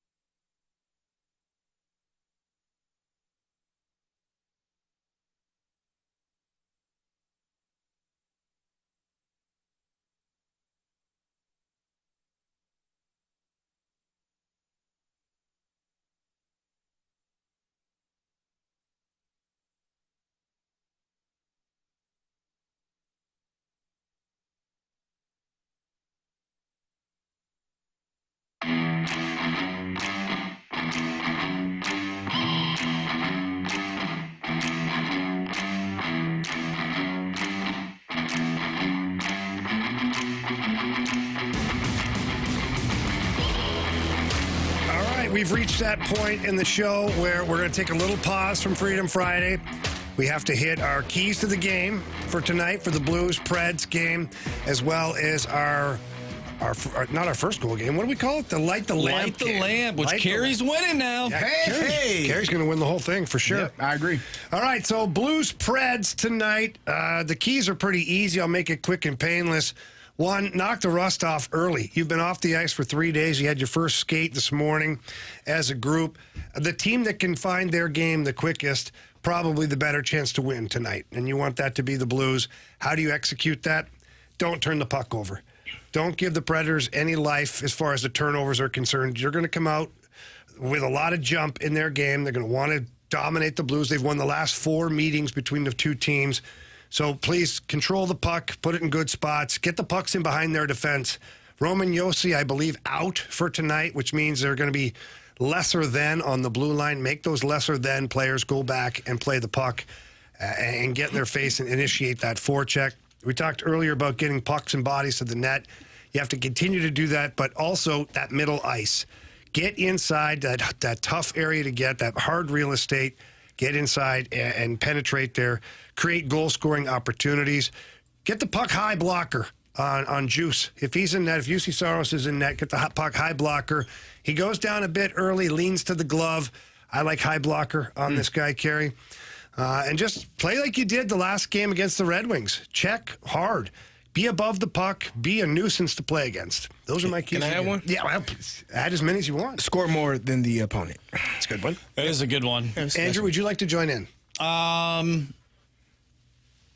mean, Carey might have took mine, but if I had to come up with another one, I would like to see more ozone time below the dots. OZP? OZP. Yeah, you know me. Yeah.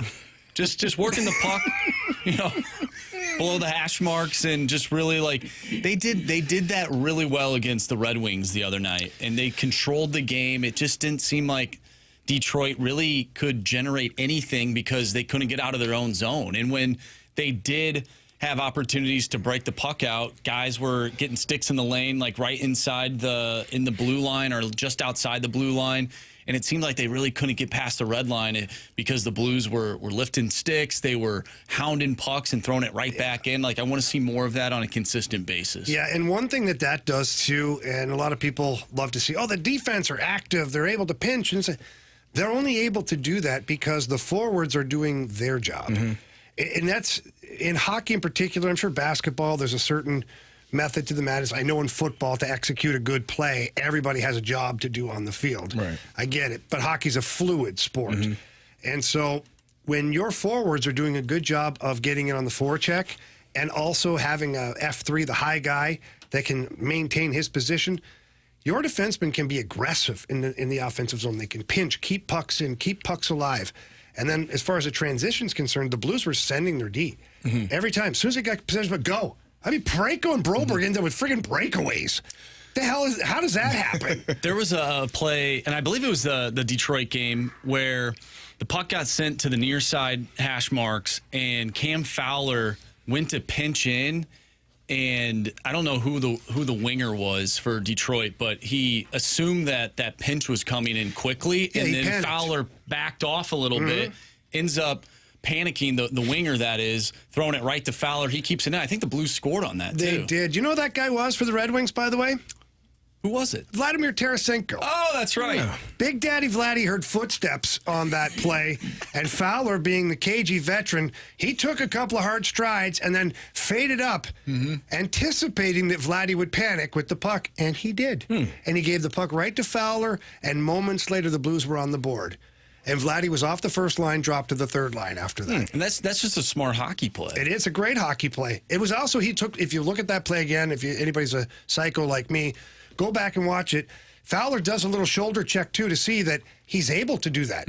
He's able to fake the pinch because there's nobody behind him. There's not an odd man rush. We had guys in position. And then he noticed, Tarasenko does look quickly, sees him, so then he backs off. Tarasenko doesn't look again. Yeah. And so he tries to chip the puck out. It goes right to Fowler. And the rest is, I don't say history. Yeah, it was history. But it's recorded as a goal at this point. All right.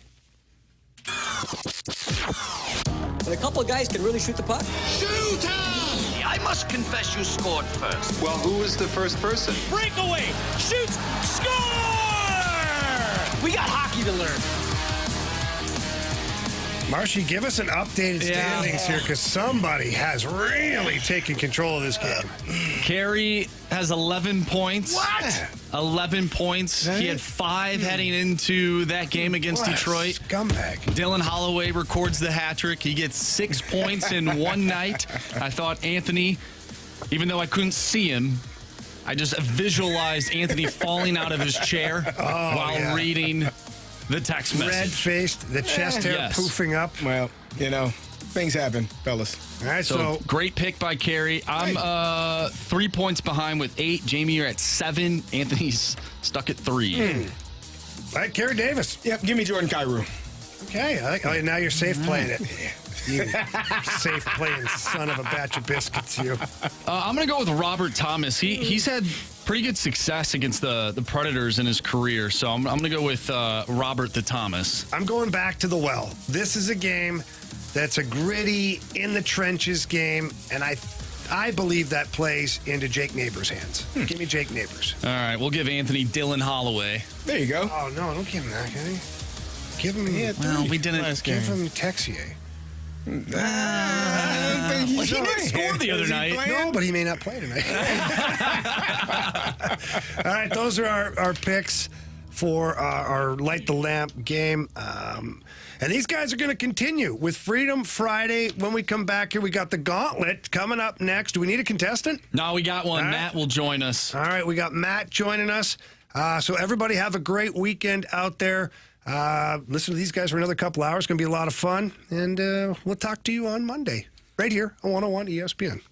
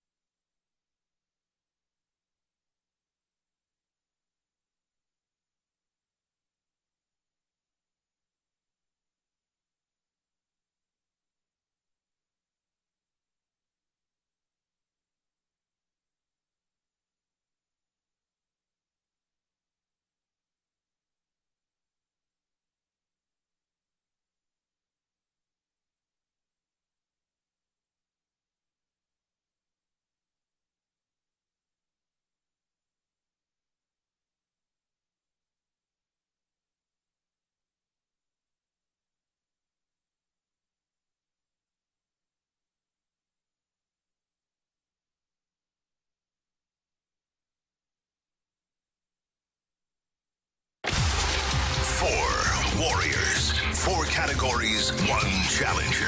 Can you survive the gauntlet? Brought to you by Blue Note Roofing. Roofing, siding, and gutters. Visit BlueNoteRoofingSTL.com for a free inspection.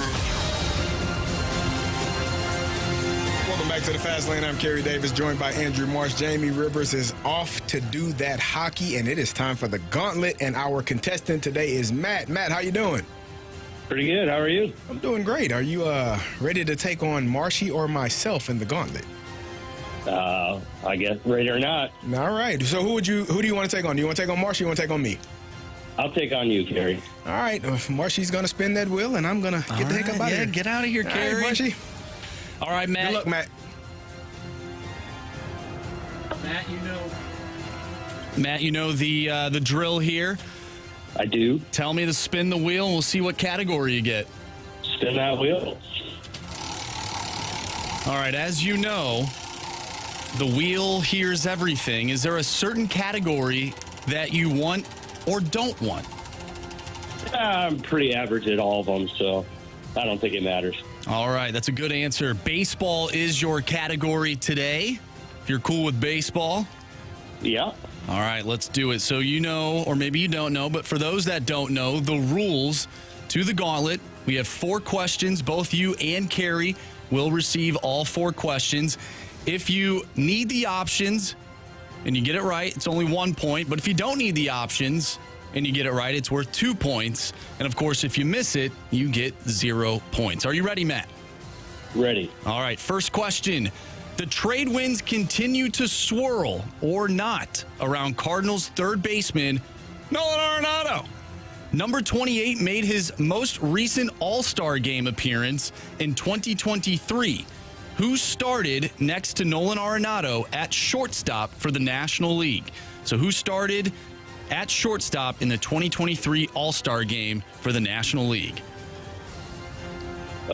I'll take the options. All right, your options are Orlando Arcia, Trey Turner, or Francisco Lindor. Trey Turner. All right, question number 2. Earlier this month, the A's finalized a 3-year, $67 million deal with veteran righty Luis Severino. But can you name the Athletics' last 20-game winner on the mound? Ooh.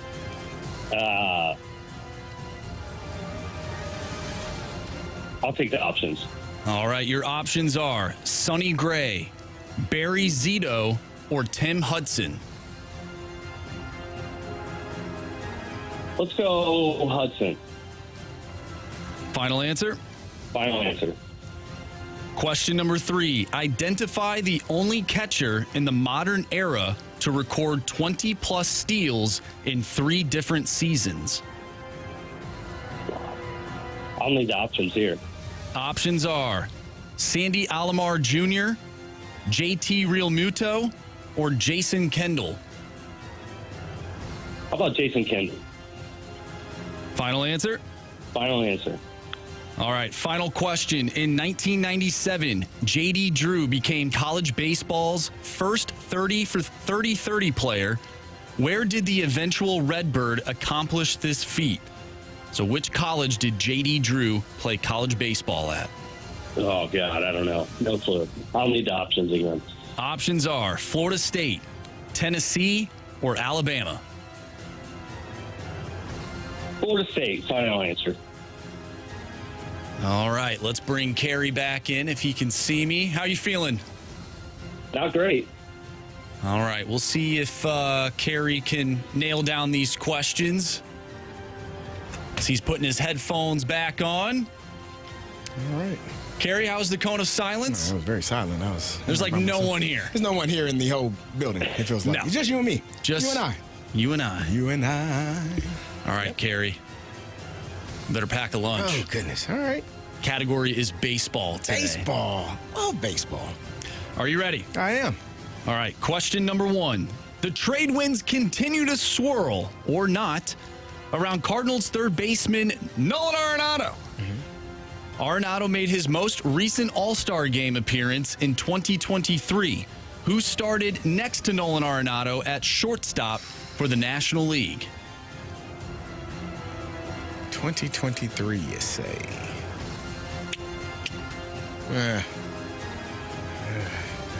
Bunch of shortstops, but who was it? Give me the options, please. Options are Orlando Arcia, Trey Turner, or Francisco Lindor.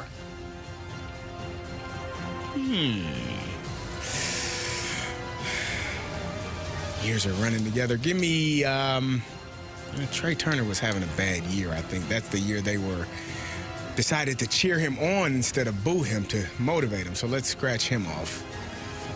Give me Francisco Lindor. Final answer. Question number 2. Earlier this month, the A's finalized a 3-year, $67 million deal with veteran righty Luis Severino. But can you name the Athletics' last 20-game winner on the mound? Man. How long ago are we talking? When is the last time that they've been good? Right, Barry Zito? No. Okay. All right. Give me options. Options are Sonny Gray, Barry Zito, or Tim Hudson.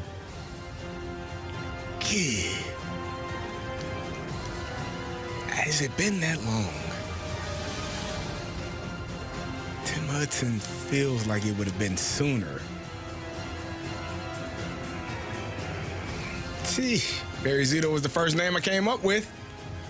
If I was going to do that, I should have just said it. Tim Hudson, final answer. Question number 3.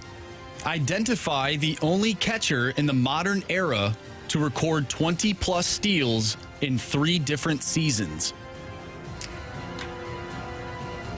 Oh, what catcher would be considered fast enough to get 20-plus steals?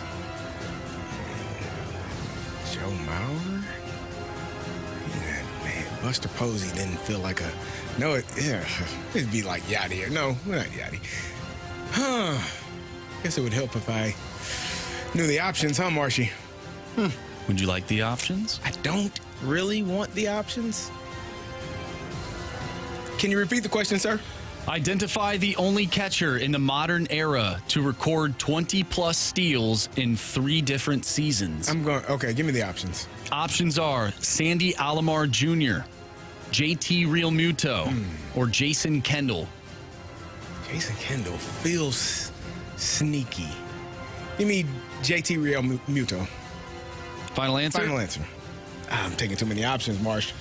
Final question. In 1997, J.D. Drew became college baseball's first 30-30 player. Where did the eventual Redbird accomplish this feat?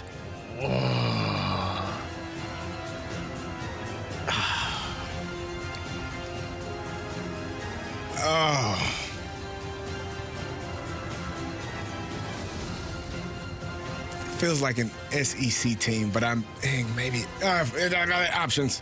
Options are Florida State, God dog it, Tennessee, or Alabama. Florida State. Final answer.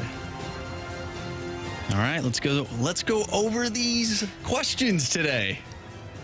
This one's a barn burner for sure. How are you feeling, Carey? Not great. All right, let's find out.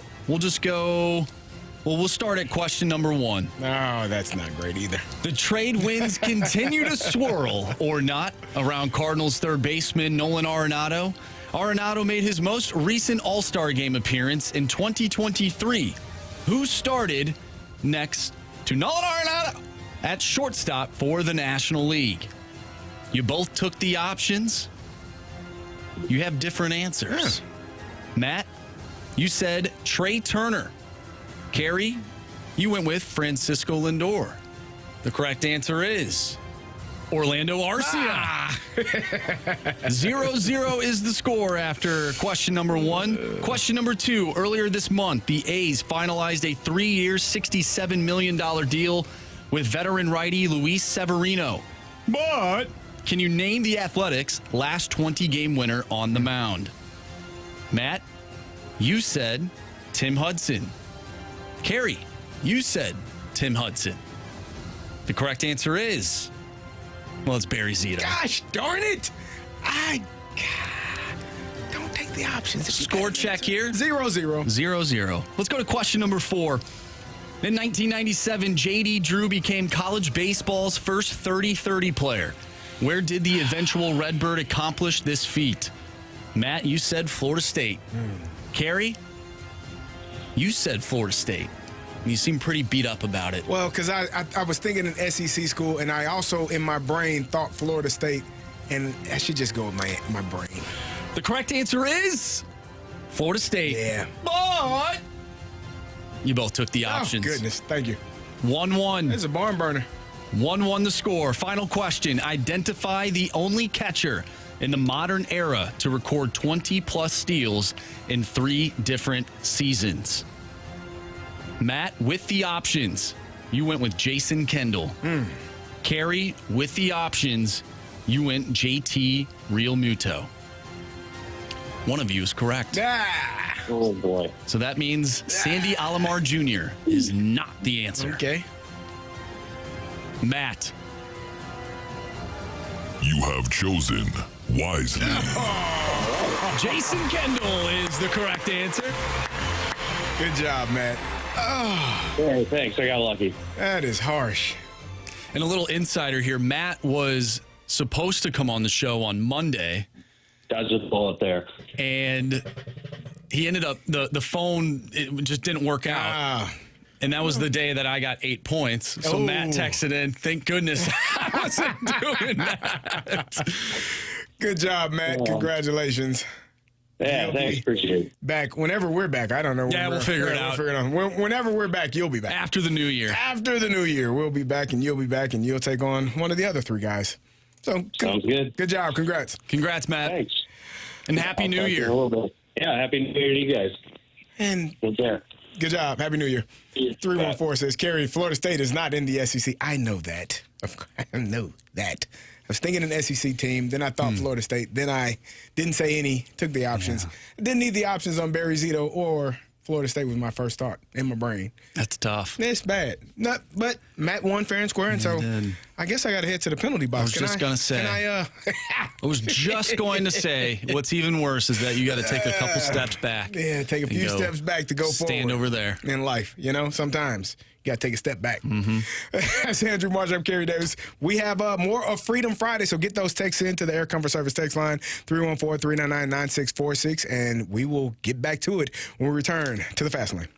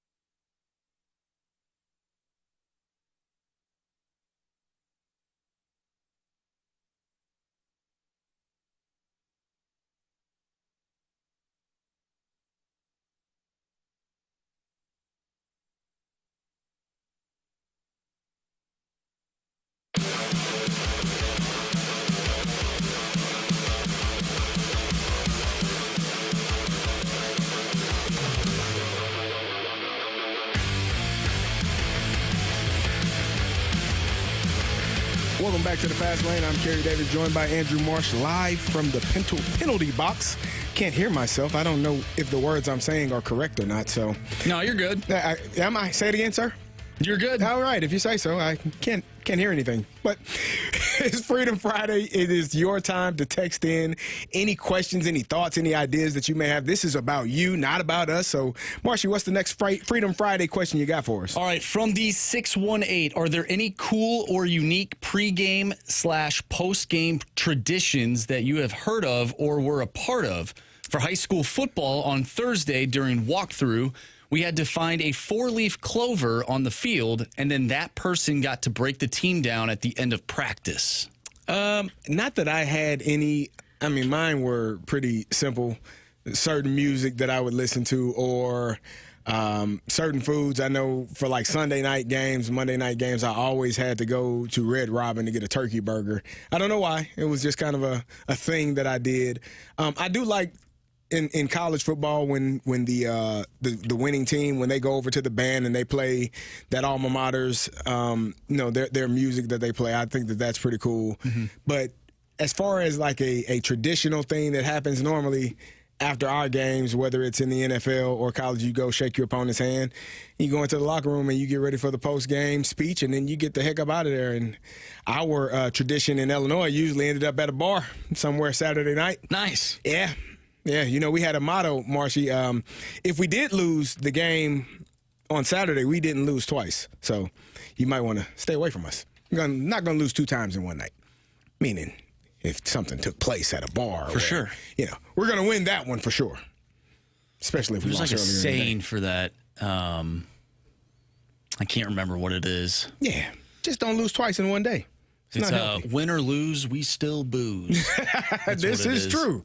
That is what it was. Yeah, we had a good time in college. We had Champaign, Urbana. If you've been there before, if you've never been, Cam's was the spot that we would go to Saturday night, win, lose, or draw, and we would have a great time. It sounds like a great time. From the 618, or pardon me, we just did that question.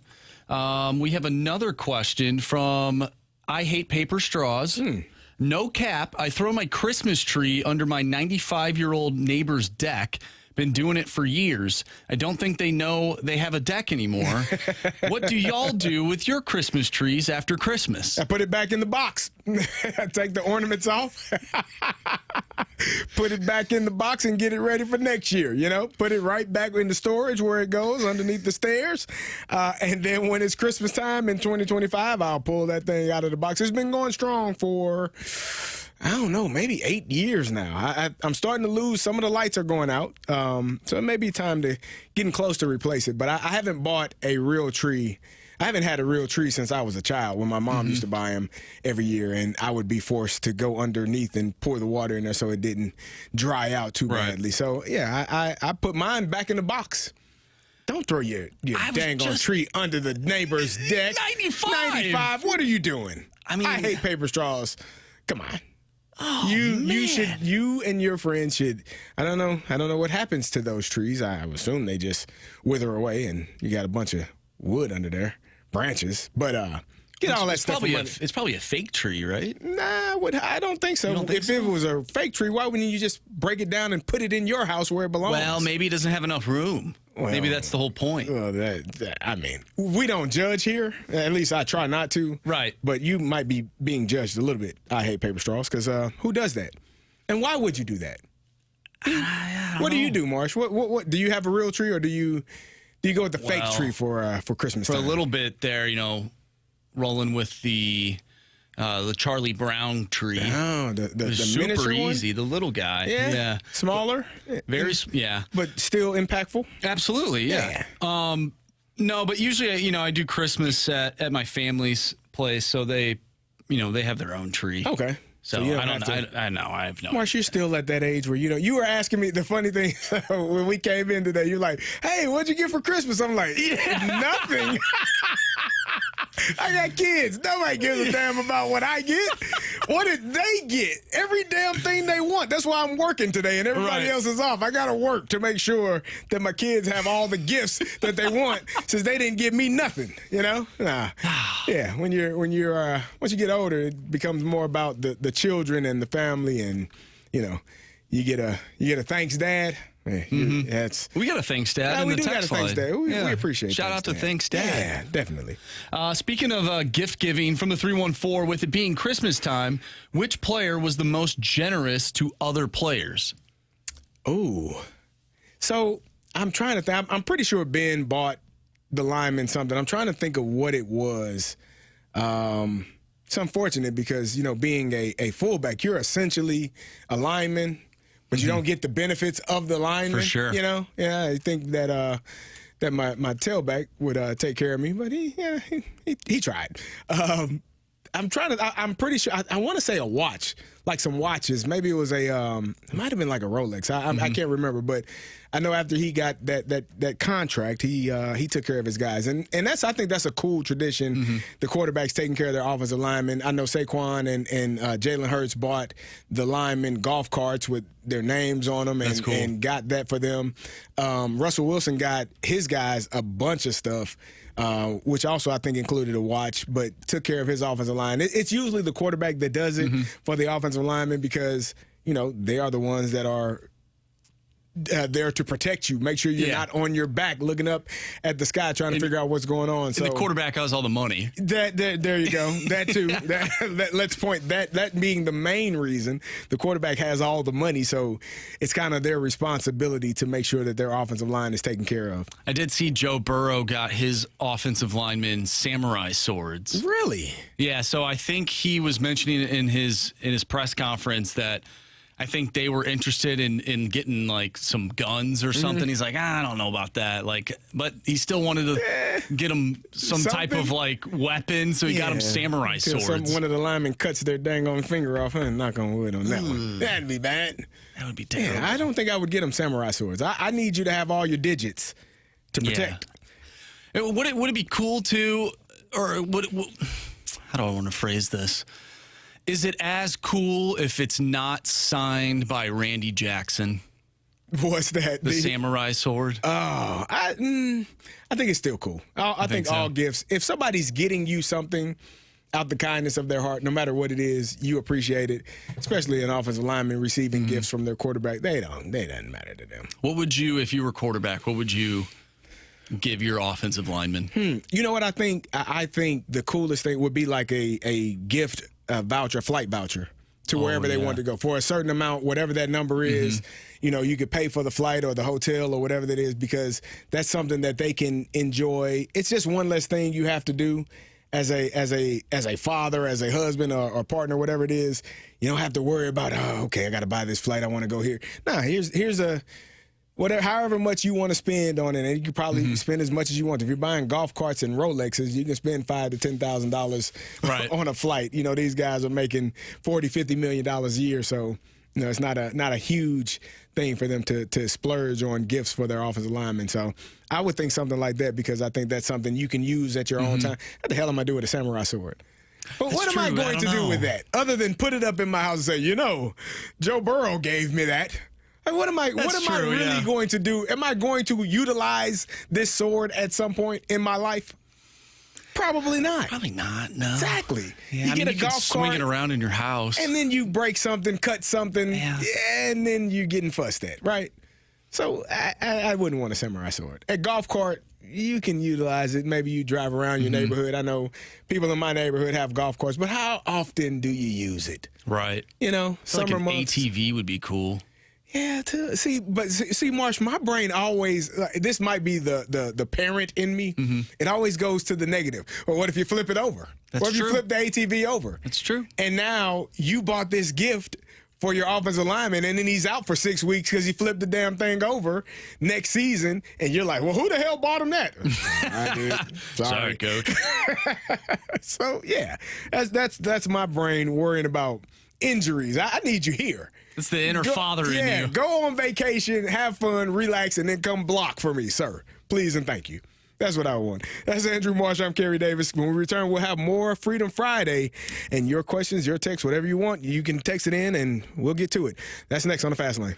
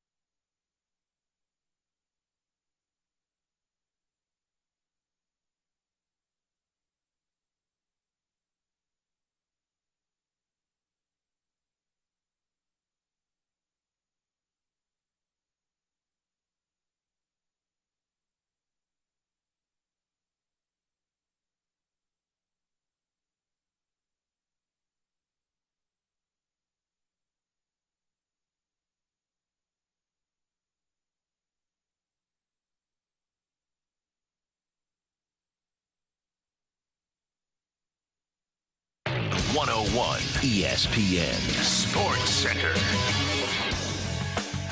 I'm Andrew Marsh. It's time for a Sports Center update driven by Johnny Londoff Chevrolet and Johnny Londoff Autoplex. The Blues take on the Nashville Predators tonight, and you can listen to that right here on 101 ESPN. Pregame starts at 6. Puck drop is at 7. If you missed anything from today's show, make sure you go to 101ESPN.com or check out the free Schaefer Door Company 101 ESPN mobile app. Just head to the podcast page and you'll find all of our full shows there. And it's all brought to you by Dobbs Tire and Auto Centers. We have Freedom Friday today, so continue sending in your text to the Air Comfort Service text line, 314-399-9646. Freedom Friday continues with what's trending next. I'm Andrew Marsh, and the Sports Center update is driven by Johnny Londoff Chevrolet and Johnny Londoff Autoplex. See them at londoff.com. Chevy, together we drive. Are you kidding me?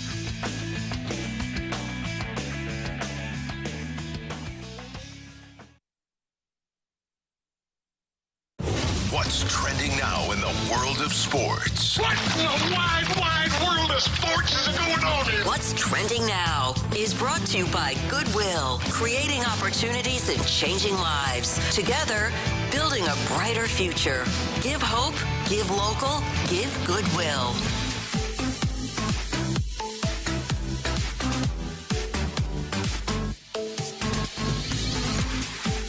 Welcome back to the Fast Lane here on 101 ESPN with Carey Davis. I'm Andrew Marsh, and it's time for What's Trending. And Carey, we got a text from the 618. What do you guys think of Jim Larrañaga, Miami's basketball head coach, now former basketball head coach? What do you think about him stepping down and retiring because of NIL? I think you're going to see more of that, especially with older coaches and guys that have been around for a while. I think, he's 75 years old. I didn't know he was that old. Sorry, I didn't mean to say that old, but I didn't know he was that had been coaching for that long. And I don't know that this new age, this new era of basketball and football with NIL and recruiting and kids being able to leave at any moment when the transfer portal opens for the highest bidder. Old school coaches, it's going to take a toll on them. That's part of the reason why I said I didn't think Bill Belichick would have great success at North Carolina, because this is different. It's not free agency. Mm-hmm. Free agency, when the free agent is coming up. When it's time to re-up for that player. This is essentially free agency every single season, where young players can say, yeah, I'm not making enough here, or I can get a better opportunity there. And for a guy that's been coaching, I'm sure 30, 40, 50 years like Jim Larrañaga has, he's like, yeah, who wants to deal with that? Right. When I talk to college coaches, the one thing that they always tell me is the hardest part about NIL, transfer portal, all of these things right now is you're recruiting other kids to add to your roster, but you have to recruit your own kids as well. Always. You have to make sure they're in a good space mentally, physically, emotionally, and make sure that they are still locked in with you, and hope that no one else is sending them messages, DMs, and sending other people to reach out to them saying, hey, I can offer you this amount of money to come play for us. So it's just the constant recruiting of current players and hopefully future players that can wear on coaches. And I think Jim Larrañaga probably just said, this is too much. I need to retire and just chill and not have to deal with that. Yeah, and to your point, I just looked this up, an article from CNN Sports on Thursday, or yesterday. He talked about 8 players from his Final Four team, which wasn't that long ago. Mm-hmm. It was like 2 years ago when Miami went to the Final Four. 8 of those players opted to put their names in the transfer portal despite saying they enjoyed their time at Miami. Yeah. So imagine building a team, taking that team to the Final Four, and then 8 of your guys are like, nah, I'm good. I don't want to be here anymore. You got to do it every year, because that's ridiculous. There is and it's just where we are right now. Every good player, whether they were good in high school and didn't play this year in college, whether it be a freshman, or every good player that actually played and is looking for an opportunity, or sometimes you don't have to actively be looking. Mm-hmm. You don't have to put your name in the portal. You will have people that are reaching out to some of these players to get them to get into the portal. Hey, what if I offered you, how much you making over there? $250,000? I'll offer you $500. Would you get in the portal? Those are the conversations that are taking place. Or I'll offer you $1 million. Isn't that illegal in professional sports? Yes, it's illegal now, but it's the wild, wild west. And so it's hard for them to regulate who's contacting who. Right. And when those messages are being sent and who's sending the messages. How? If you can get Jim Harbaugh in trouble for buying a burger for a kid and knowing about that, how can you not know about this? So if I have, let's say I coach for the University of Illinois, or let's say the University of Michigan, since you use Harbaugh, and I want a kid that plays for basketball for Miami, and I'm the head coach at Michigan. I got a kid on my team that is friends with that kid in Miami.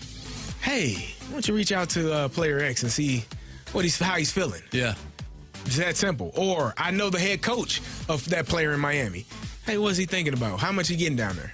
Like, it's that simple. So, and it's hard to keep track of all of those things, because who's to say that my player at Michigan isn't just calling his friend in Miami just to see how he's doing. How you doing, man?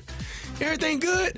Ah, man, I'm only making $45,000. Oh, I just talked to my coach. We got $150,000 for a player that wants to play for the University of Michigan. What? Yeah, man, we love you, gang. And now we go. Now we're off. The seed has been planted. It has been planted. So it's difficult.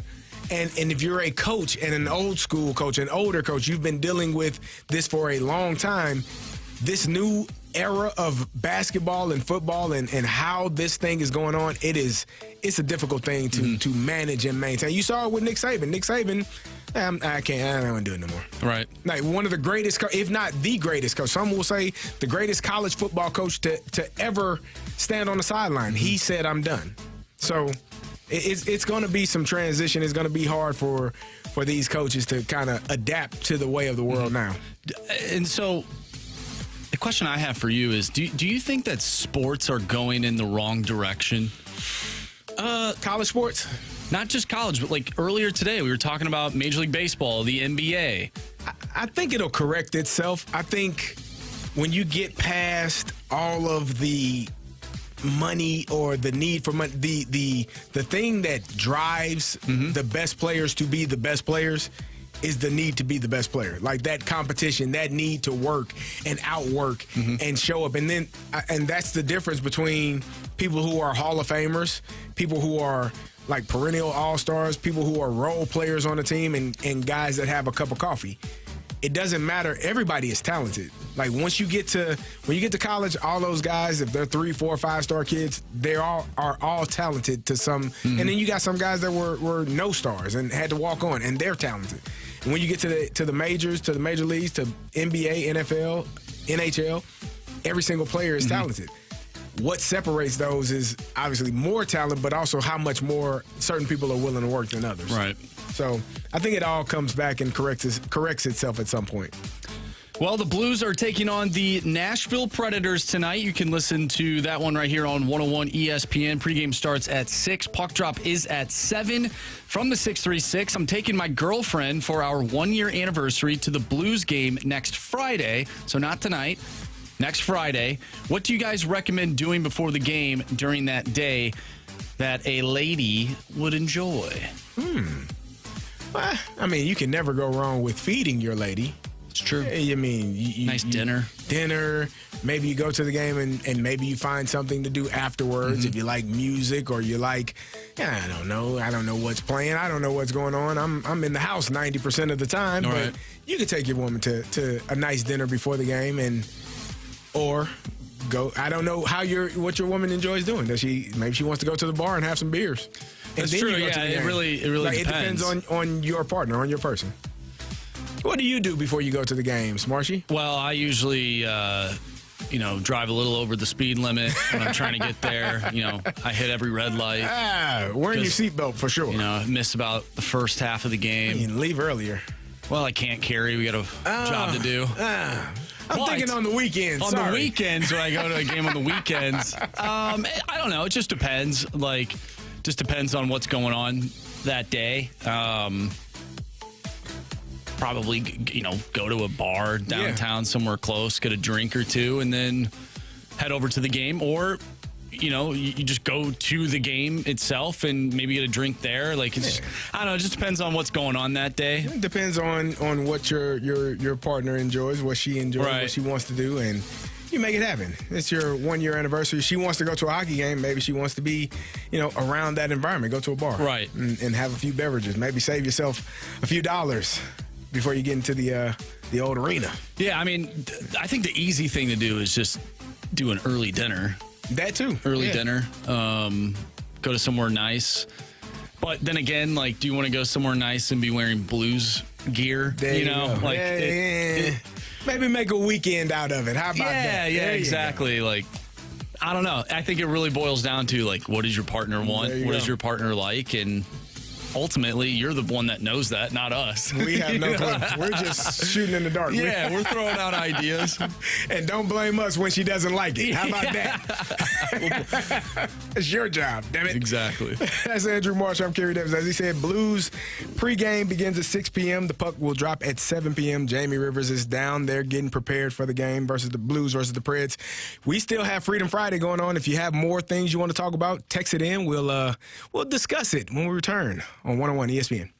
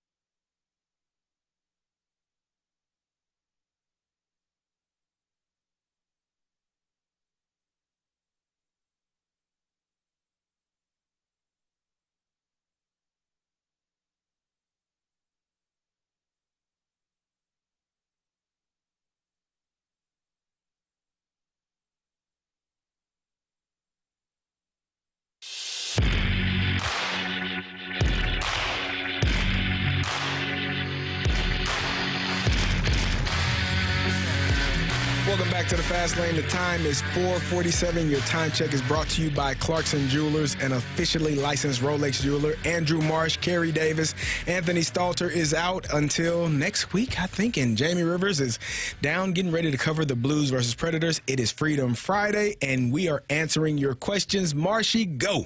All right, from the 314, what are your expectations for round 2 of the college football playoff? Do you see any upsets occurring in the quarterfinals?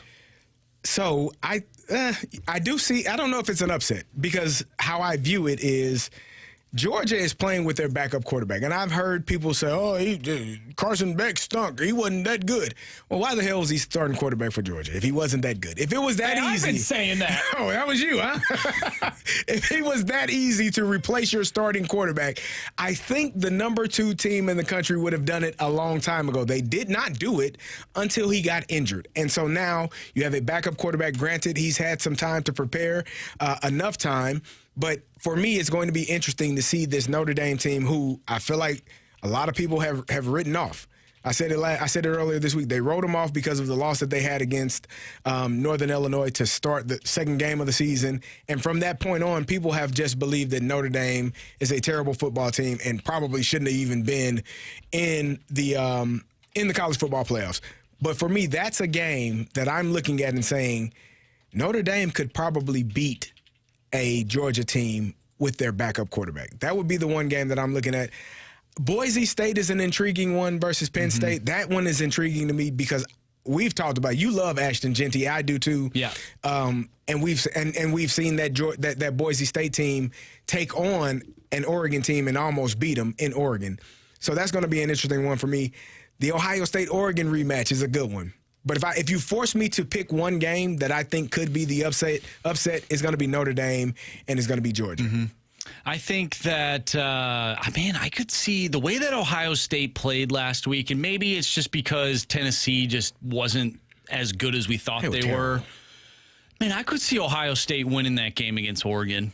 I think that's going to be tough. Like, Oregon is... They're a good team. They are a really I think good it's going to be a team. great game. I mean, the first matchup was a great game. It was a great game, and Ohio State lost that one by I think 4 or 5. Was it a touchdown or was it 3? It was 2. Was it 2? It might have been. They might have needed just a field goal. But either way, it was a really good game between those two teams. And now you're going to be at a neutral site. They're playing, I believe, at the Rose Bowl, which is a neutral site. It's closer for Oregon, obviously, but. It was 1. It was 1 point. 32-31. That's right, because they had a chance to go down and kick the field goal, and Will Howard took off and didn't have enough time to. That was the Dan Lanning, let's throw an extra guy on the field game. Yeah, so that's going to be a good matchup as well. But as far as upsets for me, which I don't necessarily consider it an upset when you have your starting quarterback out, I think the Georgia-Notre Dame game is going to be the one upset that you see this weekend. Man, I hope if Boise State doesn't win, I hope the game is close. Mm-hmm. Because, these lesser teams not really giving us, the viewers, a game, I think really hurts them in future years. Well, I don't see, that's the part that I don't agree with, because people told me Tennessee would beat Ohio State, right? They believed that they were on par or better than Ohio State, and they got the brakes beat off of them. They took the worst loss of all of last weekend. And so when I'm looking at that, I think it's difficult to go into an opponent's home field in December and play a game and win that game. And I think that's what you saw last weekend was each one of the home teams won. They all won pretty big, with the exception of Texas and Clemson. That was the closest game. That one in the Notre Dame game, but that Notre Dame game got close like the last 2 or 3 minutes of the game. For me, it's just when you're playing a team on the road in the playoffs, I expected all of the home teams to win.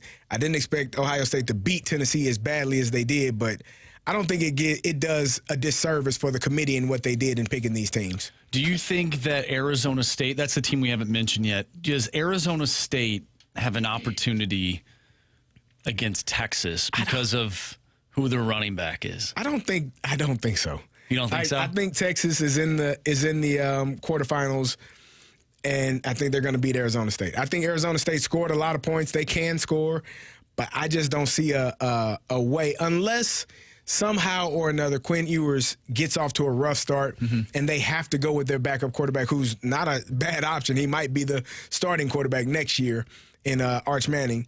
If Quinn Ewers turns the ball over, if he's unable to take care of the football and they start out slow and maybe you get behind a couple of touchdowns to the Sun Devils, maybe then Arizona State can pull that out. But they're 13.5-point dogs. Yeah. Arizona State is. For me, that's a telltale sign that Texas should win this thing running away. I'm looking at all the other games. Penn State is an 11-point favorite. Georgia is only a 2-point favorite over Notre Dame, and Oregon is Ohio State is a 2.5-point favorite. Really? Yeah. So, I think it went down to 1 now. That's interesting too. Rose Bowl. 2.5. Yeah. So it's a flip. That's coin a pick 'em. flip. Yeah. But I don't think Arizona State has a chance. I think Texas, as long as they're not playing Georgia, I think they're good. What do you think is the best matchup for the national championship? Like looking at this bracket right now, like for me, like in terms of nostalgia in a sense, I think it'd be cool to see Ohio State and Notre Dame go up against each other. That would be nice. I mean, that would be a good matchup in terms of like just the history and the programs and how, the tradition of those two programs. I mean, I wouldn't have a problem with that. Penn State, I mean, any one of those traditional programs, Georgia, Notre Dame, Penn State, Oregon has kind of started their run in that conversation over the last 15, 20 years. But Ohio State and Georgia, or Ohio State and Notre Dame would be a really, really good championship matchup. Obviously, Texas, Georgia, third time around. Yeah, I don't want to see that again. You're good on that? I don't need to see it. And this is not me hating on I know the outcome. I've seen it twice. Right. Texas cannot match up with that Georgia team for whatever reason. The Georgia plays, their defense just stands tall and kind of has a fire up under them when they go against Texas. And so it's difficult for Texas to get anything going or moving against that Georgia team. I don't need to see that for a third time. I think Texas and Notre Dame would be cool. I don't know. Some of these matchups, like, they're not sexy to me. No, but I think this is the part of it. Like Boise State, again, that's a team that nobody expected to be here. Right. All they have done, and then you give Ashton Genty, who didn't win the Heisman, has had a week off to recover, rest, and heal up some of those ailments that you take when you rush for 2,000-plus yards. I'm excited to see him against this Penn State team because which Penn State team shows up? Is it the Penn State team that I've seen for the last couple of weeks in the Big Ten championship game and then against SMU? Or is it the Penn State team that I saw show up against Ohio State that looked lackluster and unable to move the ball and have any success? So I'm excited about that game as well. I think that's going to be a really good game. Yeah, Boise State's the team that, like, I don't have high expectations for them to go far in this, but, like, that's the team that I would love to see at least go to the national championship. And that's going back to, like, them running the hook and ladder, beating Oklahoma. Like, that was one of the coolest things I've ever seen in college football, especially, like, as a younger kid growing up. I'm like, this is sick. Like, Boise State, like, what are they doing here? Where is this? Like, what is going on here? You know, I believe, was Kellen Moore the quarterback that year? Was he? He might have been. I can't remember. Boise State has had good teams throughout, you know, at least this, not decade, but like this century. So, and they've been in the conversation during the BCS era. They just weren't. They were never going to have this opportunity. They needed a 12-team playoff in order to have this opportunity 100%. Because you're not going to view them in the way that you would some of the Power 4 conference teams. Like, you're just not going to look at them. You're going to say they play a softer conference, they play a softer schedule, and so you're not going to view them in that way. But again, this is a team in Boise State that took the number one team in the country down to the wire, had an opportunity, and you said it. Oregon is not a perfect team. They've had I don't some think any scares. of these teams are Correct. perfect. They've had some scares. Ohio State has been playing really well. They played really well last week. That Michigan game was a clunker. It was a stinker. But they beat the heck out of Tennessee, and they are playing really well right now. You got one more? Yes. I was going to read this from the 314. Sounds great, Marshy. I was thinking Notre Dame versus I Don't Care. Bring it. Must be a Fighting Irish fan. Golden Domer. Yeah. What did you think of those jerseys? Which ones? The Notre Dame jerseys. They had the gold nameplates. I love. Like I went to Penn State was wearing the numbers on their helmet. Penn State. I didn't pay attention to that either. Some of the Ohio, like a lot of the teams. Ohio State came out the red in pants, and I texted you guys. I even said they deserve to lose for not going out with the silver pants. They look good to me. Just You liked it? I liked it. I did. It reminded me of like a Thursday night football game. Yeah, was the ketchup and mustard game? Yeah. I actually liked. I love Penn State. Notre Dame for me. Like the helmets. Oh, it's awesome. Oh, it's beautiful. Like I took my son to a Notre Dame game a few years ago, and they were playing Vanderbilt. My friend coached at Vanderbilt. And just seeing those helmets in the sun, like it was like, oh, it's different. Is it better in the sun or under the lights? I think it's better in the sun, like just Okay. the sun beaming, and it's like, Yeah. oh my God, it was pretty cool. So I love Notre Dame and the history of the uniforms and the university. I'm excited to see that game, that Georgia Notre Dame game, because again, I want to see how Georgia plays with their backup quarterback against a team in Notre Dame that has one loss, second week of the season, and everybody has wrote them off from that point on. So we'll see. It's going to be a good week of college football coming up, good week of college football playoffs here in the next couple of days, and we'll be watching. I know you all will be as well. That's Andrew Marsh. I'm Carey Davis. We'll return with more Freedom Friday on the Fast Lane on 101 ESPN.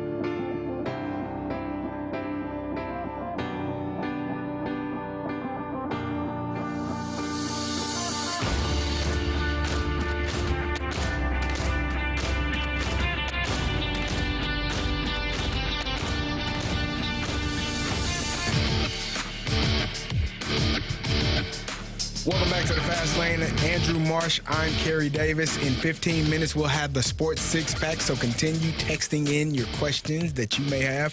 But it's Freedom Friday. This is all about you. We are answering questions that you have asked, and we'll get to it. Marshy, what you got? All right, let's start off with the 618. The NFL has invaded Christmas. Yeah, well, they've taken over Christmas, actually. Do you see a future NFL on New Year's Eve and day? Is there anything other sports can do to stop them? So that would be essentially the time where you see a lot of college football, bowl games, the huge ones being played. Obviously, we have the Winter Classic. The Blues are a part of that this year. I don't see them taking over the New Year's Eve, New Year's Day, because that is college football. And right now that's college football playoff time. You got Boise State, I think, playing on the 31st. You got a couple of teams playing on the 1st on New Year's Day. So I don't see that happening because of the competition that would be you're battling more football as opposed to another sport. Like, people that watch football, more than likely, if they're watching the NFL, they're watching the college football playoffs as well. So you got Boise State playing New Year's Eve at 6:30 p.m. I don't know that you would want a primetime game impacting that or having to have your fans choose which game they're going to choose. Because honestly, depending on the matchup in years to come, they probably are going to be watching that college football playoff. And that sounds crazy because the NFL is king. But if you have a choice to watch Ohio State and Oregon, or I don't know who plays it, Denver and Cincinnati. What you watching? I'm watching college football. There you go. So if I have to choose between the two at that time slot, I'm probably going to choose the better college football game over an NFL game. Now, if you put other sports against it, they don't care about that. They don't care about that. The thing that I find interesting is now with college football having an extra week essentially with the playoff. Yeah. They sort of took over NFL Saturdays. Well, it's college football Saturdays, though. Like, it's always college football. But the NFL has been doing Saturdays in the month of December for quite some time, and there weren't games, there weren't meaningful games for college football during that week. Like, there's bowl games and whatnot, but unless you have like a Pitt Toledo game and you're like, oh, I really want to check out these like 8 overtimes or 6 overtimes. Like, that's fine. It doesn't really matter. But college football playoff, now they're starting to kind of creep into NFL territory now. So I wonder how they handle that. Also, though, like, if I'm the NFL, I want people to watch these college football games. Correct. Because one, the players that are playing in them are going, for a majority of them, because they're so good and they're on good teams, they're going to be playing in your league in the next year or so. Yep. And you want people to know who they are so they can immediately start buying jerseys and be excited, and it makes the draft that much more exciting. You want eyeballs on that product. So I don't think they'll end up doing that. Yeah, I think it makes sense for them to steer clear of messing with the college football playoffs for the reasons you said. I want eyeballs on these young players. So when they are drafted into the NFL, people can say, I got to watch them play when Oregon played Ohio State. I remember that game. He was outstanding. So those are the things that you want your fan base to be able to watch it. Like Jeremiah Smith, the freshman at Ohio State, he's going to be in an NFL uniform at some point in the next 3 to 4 years.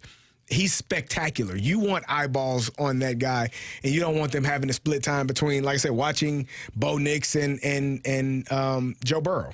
Right? You want them watching that game. So for me, I don't see the NFL infringing on this college football playoff because, the playoffs have been outstanding. They're going to continue to be outstanding. I know some people didn't like the first round, but, what do they know? I don't listen to them.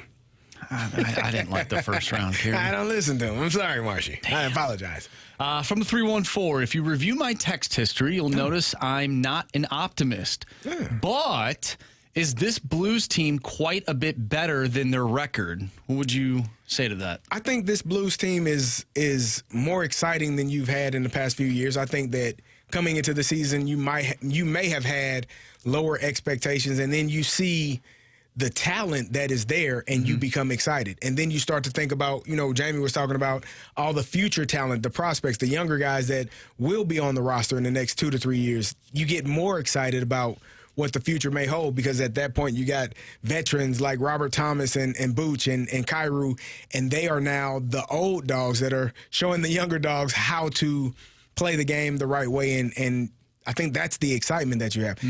I think that this team could potentially make a push for the playoffs. They have to win games, obviously, and be better than 500. But I think it's still a younger team, and they're figuring some things out. They've added depth. They've added veterans. You add Cam Fowler. You add Suter. Like, you've added guys that have helped this roster get better. So I'm cautiously optimistic about where this team is going this year and for the next few years. I do think, man, this is tough because the one thing that bothers me is the consistency aspect of this team. You know, one night you'll get a team and you're like, man, what am I watching right now? And then the next night, they'll play a game like they did against Detroit, and you're like, well, this is a team that, I want to see on a night in and night out basis. And so when you see the highs of the team, you're thinking, okay, this is better than what I've seen in the past 2 years. This team has potential. It's can they put it together and start stringing along, multiple victories at a time. And so right now, you're not really seeing that.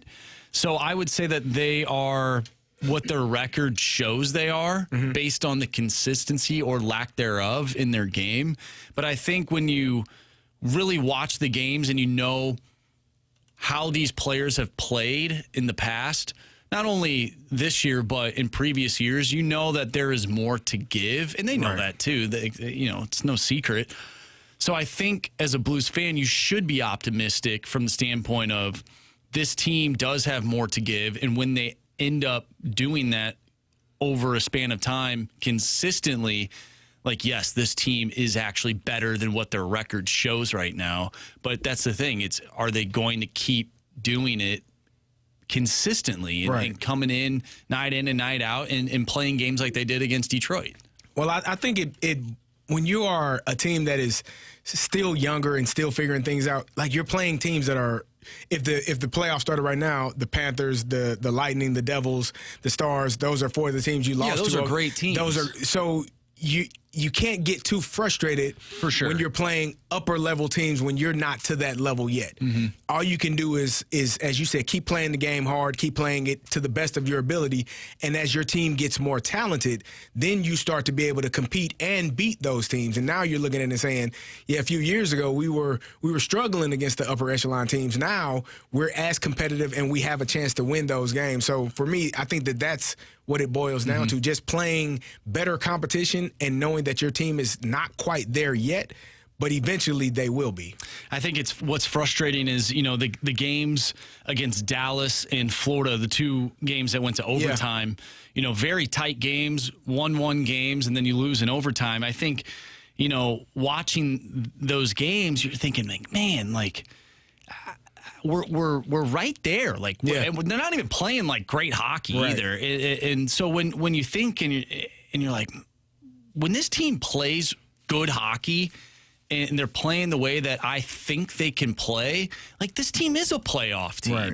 And I think they can win a series and beat one of the better teams if they're playing consistent hockey the way that I think Jim Montgomery hockey is. But that's the problem. You don't get consistent play when you're not there yet. I know. That's the what difference. It is. Right. That's what makes great players great is they are consistently great. They have more great plays or good to average plays than they do have bad plays. And it's conversely the exact opposite for good to average players. They probably mess up or have those mistakes more than they have the great or good plays. And that's the same thing with teams. When you're a team that is right there on the cusp of maybe being good, you're still going to struggle and have those moments where you're not playing collectively as a unit. I think that's where they are. The inconsistent play is how you know whether a team is good or not, whether they have an opportunity to make a push in the playoffs. That's what we were talking about the Steelers earlier.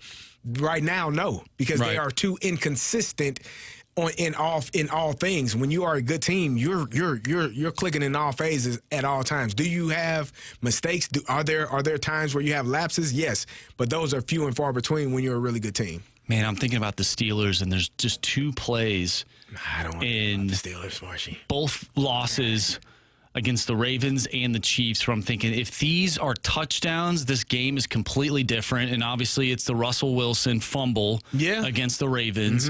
And then it's the pick against the Chiefs, which should have been a touchdown. It should have been a touchdown. Yeah. Like they scored a touchdown, got called back because of holding, and then you throw the interception.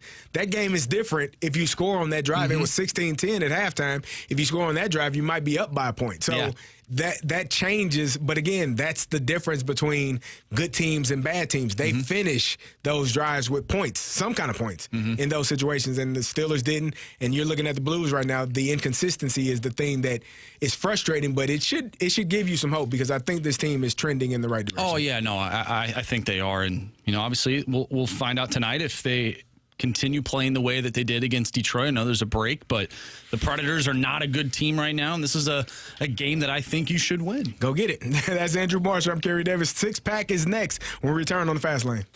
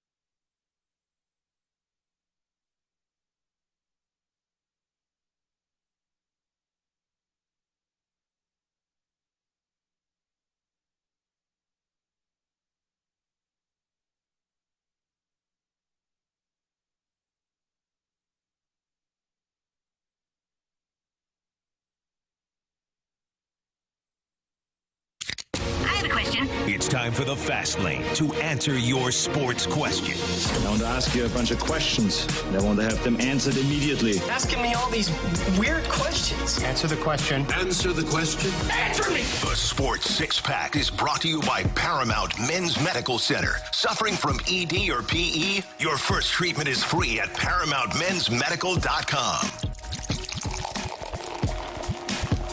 Welcome back to the Fast Lane. I'm Carey Davis, joined by Andrew Marsh, and it is time for the Sports Six Pack. Andrew Marsh, go. Question number 1. All right, from the 636, Carey, do you expect Nolan Arenado to be traded anytime soon? Nope.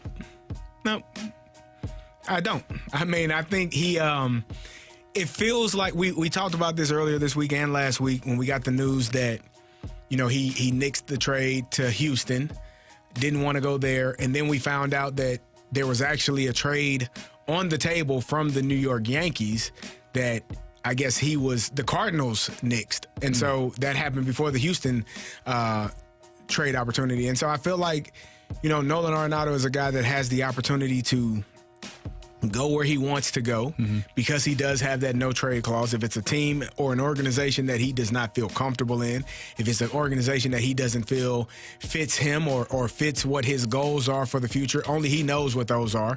Like, we don't know if it's about playing for a championship or playing on a team that's a contender to win a championship. We don't know if it's playing in a city that he wants to live in for the rest of his life or wants to retire in, or playing with teammates or former teammates or friends. Could be a mixture of all of it. It could be all of it. Yeah. We don't know. But we do know he didn't want to go to Houston. And we do know the Cardinals didn't want to trade for him to go to New York. And so, here we are. He has the opportunity to choose. He's earned that right because he's been such a damn good baseball player his entire career. He earned the right to have a no-trade clause in his contract, and he's exercising it. And I have no issue with it. I think when you work your butt off and you get the things that you deserve and you want to utilize them to your advantage, you should, and he is right now. Question number 2. From the 314, what would be the NFL's equivalent to the NHL's Winter Classic? Ooh. I mean, I guess it would. Well, I guess there really isn't one. Yeah, we already play outdoors, right. So it's not. What could they do then to make that spectacle of a game? I feel like that's what they were trying to do with the Texans and who did they just play? The Ravens. The Ravens, when they had Beyonce at halftime, to make it more of an event. Like people tuning in that may not watch football, you're going to tune in to see Beyonce. Except for Anthony. He doesn't even, oh gosh, I'm so disappointed in him. I didn't even want to talk about it. But that would probably be their answer. I don't know if there's an event the Winter Classic is an event on its own. Like it does, because of the environment, because it's outdoors, because it's in cities that, you would want to watch outdoor hockey in. Like, what would be the equivalent to that? Because I think of like basketball when they play the college basketball games on the Navy ships. Yeah, that's cool. That is cool. It's different. But I don't know that there's anything that matches that for a football game. Like baseball does. They did the Rickwood game. Rickwood, they've done Field of Dreams. Yeah. I mean, maybe you could play it like a college stadium. But is that a field? Like, we got a text from the 314, the London game. Like, those games, I don't know. It doesn't move me. Like, if it starts snowing in Chicago while that game is being played, I hope it does. You're looking like, oh my goodness. Yeah, this is cool. It is awesome. And so, I don't know. I don't know what the equivalent would be. I don't know that there is one for the NFL to meet that. Oh, I have one. What do you got? What if they played at like the Indianapolis 500, the Indy 500? Ooh. Played a game in the infield? I mean, that's a huge. That's huge. It's a huge area. Now, you know what? That would be cool. That would be very cool. That is actually a good idea. Something like that would be, I guess it has to be a venue that is not normally used for football. Yeah. Yeah. I think it was I told you I did the Illinois game. I do radio for Illinois. I did the Illinois game at Wrigley Field. I don't know, about a month ago. I don't even know the dates now, Marshy. But I think it was a month ago, which was really cool. It's an environment where you're playing a football game in a place that is not normally known for football or hasn't been. So, yeah, places like that I think are pretty cool. If you played in a baseball stadium or I don't know. But that's been done though. Yeah, but I think it depends on what stadium. Like where are you playing this game? Like if the Giants played the Jets in Yankee Stadium, would you not think that was cool? Oh no, that would be cool. So something like that, right? I was just thinking like the Raiders used to literally play where the A's played, and there was which I always loved seeing the baseball field. I did too. While they played until football. You play on it. And then good. You're like, yeah, this is stupid. This is not good at all. The transition from grass to dirt. It doesn't translate. It looks good on TV though. They could play in a parking lot. Yeah, you might as well. Yeah. Or you can play on concrete. I was gonna say at the Dome. Essentially the same thing. Hey, they got new turf. They got new turf. What are you talking about? That was awful. Yeah.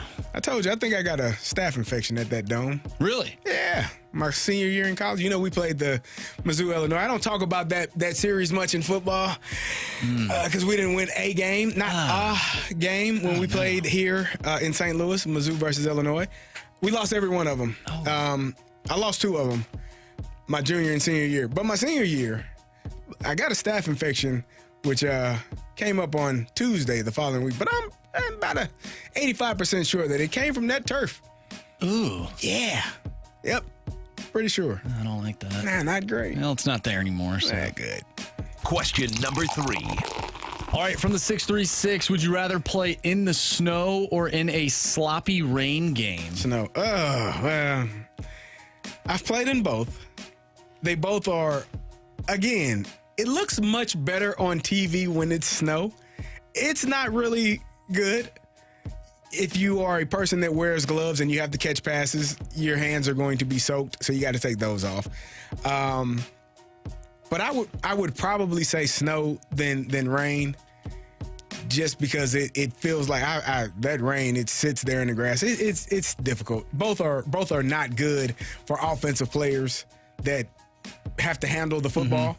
Like you have to be really locked in and tuned in to know that you're holding onto the ball and taking care of the football and not, being careless as you may be when it's a little bit drier on the field. But if I'm choosing one, it depends on the temperature. I'm old now, Margie. Yeah. I have no desire to be outside in 10-degree weather. I would say snow, though. And obviously, I've never played football. Definitely never played football in the NFL. But I feel like, and you can answer this question, it would be easier to get tackled in the snow. Does it hurt less hitting the ground if there's snow on the ground? No, it doesn't matter. So I realized this when I got later in my career, and I realized that when you get tackled, getting hit is not the hard part. Like you can run into people. Yeah. It's hitting the ground. Right. Over and over and over again. Like when you hit that ground and got to get up, it's awful. Well, so it doesn't matter if it's snow or rain on the ground. Maybe it's a little soft, but it doesn't matter. The ground doesn't move. Right. Like it's hard. So I always like when I'm watching games and I see like receivers or just anybody, but when their knees, like they catch a ball and then they fall to the ground, but like their knee hits the ground and they just pop right back up. I'm like, dude, wouldn't that hurt? You're banging your knee on like the ground. So, and especially when you get your knee hit by like a helmet, like that's gotta hurt. So I watch football now and I'm like, ooh. And then I'd be like, oh, I used to do that. Yeah, for a living. But your adrenaline is going, you have so much adrenaline during the game that a lot of the hits you don't really feel. Like it's like, okay. Like you're receiving hits and you're giving hits. So it's like, it's a wash. You're okay with it. But when I watch it now, I'm like, ooh, it looked like it hurt. Right. Looked like he shouldn't get up for a while. He pops right back up. I'm like, oh, okay, yeah. it's a mindset. You have to be able to deal with it and not complain. It's part of life. We'll carry this over. We got 3 more. Oh, you get 3 questions in? Yep, we got three in. We got 3 more to go. 3 more to go. We'll return with more of the 6-pack when we come back on the Fast Lane on 101 ESPN.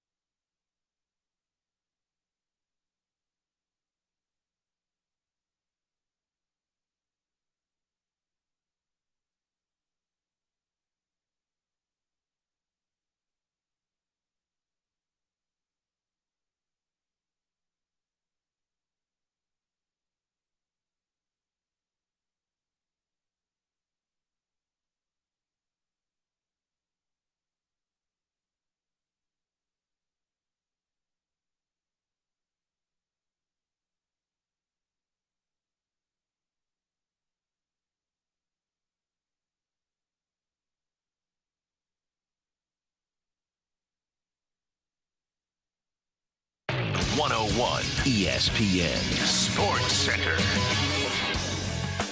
I'm Andrew Marsh. It's time for a Sports Center update brought to you by Saliga Heating and Cooling. The Blues take on the Nashville Predators tonight. Pregame starts at 6. Puck drop is at 7. And, of course, you can listen to that right here on 101 ESPN. Also, this weekend, we will have Patriots and Chargers beginning at 11 a.m. tomorrow, so some Saturday football in the NFL. Following that will be the Bengals and Broncos, kickoff at 3:30, and then the Rams will take on the Cardinals with the kickoff at 7:15. And then on Sunday, the Blues will go up against the Buffalo Sabres. Pregame starts at 1 o'clock, and then also following that, Commanders and Falcons. Pregame starts at 6:30. If you missed anything from today's show, make sure you go to 101ESPN.com or check out the free Schaefer Door Company 101 ESPN mobile app. Just head to the podcast page and you'll find all of our full shows there.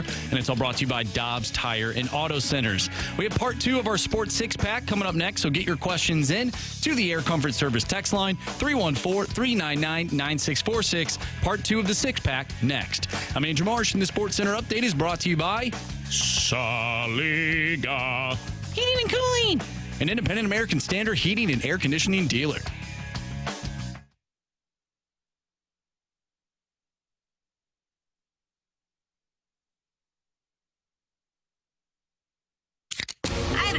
It's time for the Fast Lane to answer your sports questions. I want to ask you a bunch of questions, and I want to have them answered immediately. Asking me all these weird questions. Answer the question. Answer the question. Answer me! The Sports Six Pack is brought to you by Paramount Men's Medical Center. Suffering from ED or PE? Your first treatment is free at ParamountMen'sMedical.com. Welcome back to the Fast Lane. I'm Carey Davis, joined by Andrew Marsh, and we got more of the Sports Six Pack. Marshy, question number 4, please. Question number 4. All right, this one comes from Zoosh in the Snake Pit. Zoosh. Carey, we know that you despise the SEC, but do you despise SEC basketball as much as SEC football? Yep. There are 10 SEC teams in the top 25. Yeah, sure. How'd that one non-ranked SEC team do a couple days ago? You know, Marshy? Last week. Non-SEC Non-ranked team. SEC team. You're talking about Mizzou. Yeah. They weren't ranked, were they? Yeah, they lost, Carey. They did. Nah, Tennessee is pretty good. I watched them play Illinois a couple of weeks ago. They were able to finish that game. I don't have an issue. First of all, I have an issue with preseason rankings when you are ranked and you have teams that are already there, and this is specifically for football, but if you earn the right to be there, I'm fine with it. I don't care as much about SEC basketball as I do SEC football, because I think the bar is set so much higher for how people view SEC football than every other conference. Yeah, just basketball's just different. Yeah, it's different. And it's fluid. Like those teams, who knows? And you get 68 teams in the tournament. So if you got 8 SEC teams or 10 SEC, what difference does it make? It's not a huge deal, right? It is what it is. But so no, to answer your question, I do not have as big of a bone to pick with the SEC basketball as I do SEC football. Maybe I'm a hater. I just realized that today. I think you're a hater. I might be. It's okay. You're loyal to the Big Ten. I am. And that's where I grew up at, Marsh. You know, I grew up watching Big Ten football. So, over this past week, I was with my girlfriend and she was asking, football questions, and conferences came up. So I was kind of explaining the different conferences and whatnot. And I used you as an example. So I was like, anytime you're listening and you hear Carey, hating on the SEC, it's because he played in the Big Ten. He's a Big Ten guy. And so I was, kind of giving her the rundown on the different conferences and all that stuff. So I had to use you as an example. I appreciate it. Yeah. And, my point was like the SEC is like the mecca of college football. See, Marshy, those are the wrong words. But then I said that Carey Davis would say otherwise, and that's why he's always talking about him and pushing back on that notion. Yeah, definitely. And Big Ten. Always. question number 5. All right, New Year's Eve is coming up. 573 wants to know, what is your go-to New Year's Eve snack? Oh, I don't know. I mean, most people, are there snacks for New Year's Eve? I don't know. I know growing up, some people, had black eyed peas. Like you have to have a bowl of black eyed peas. That was kind of brings good luck. The music group? No, not the food. The food? Okay. Yeah, it's something about good luck going into the new year. I don't necessarily need it. Probably have a beverage in my hand, just one. I'm gonna have the kids with me. We'll be in Orlando, Florida. Oh, that's nice. Just finishing up a bowl game. Probably getting ready to catch a flight the next day, but. Yeah, I'm just going to be chilling. I don't have a specific snack that I have to have. I'm not a big,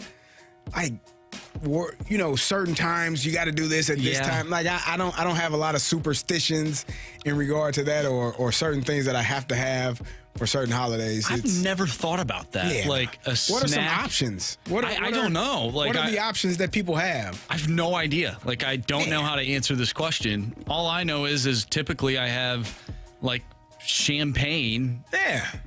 Not where Illinois plays. Champagne, Illinois. No, not that champagne. Urbana. I know it. Yeah. No, not that. It's the same thing, Marshy. But, champagne at midnight and, do a little toast, whatever. Or, if you don't like champagne, maybe you dip into some of the... get you some apple juice. The apple juice or the sparkling grape juice. That stuff is awesome. It is. I remember as a kid, I was like, hey, Mom, do you think we could pick up some of that sparkling grape juice? You're like, well, it's not New Year's Eve anymore. I'm like, yeah, I don't care. That stuff's really good. I just want to drink it on its own. By itself. And not just like a glass of it. I want to drink the whole thing. Yeah.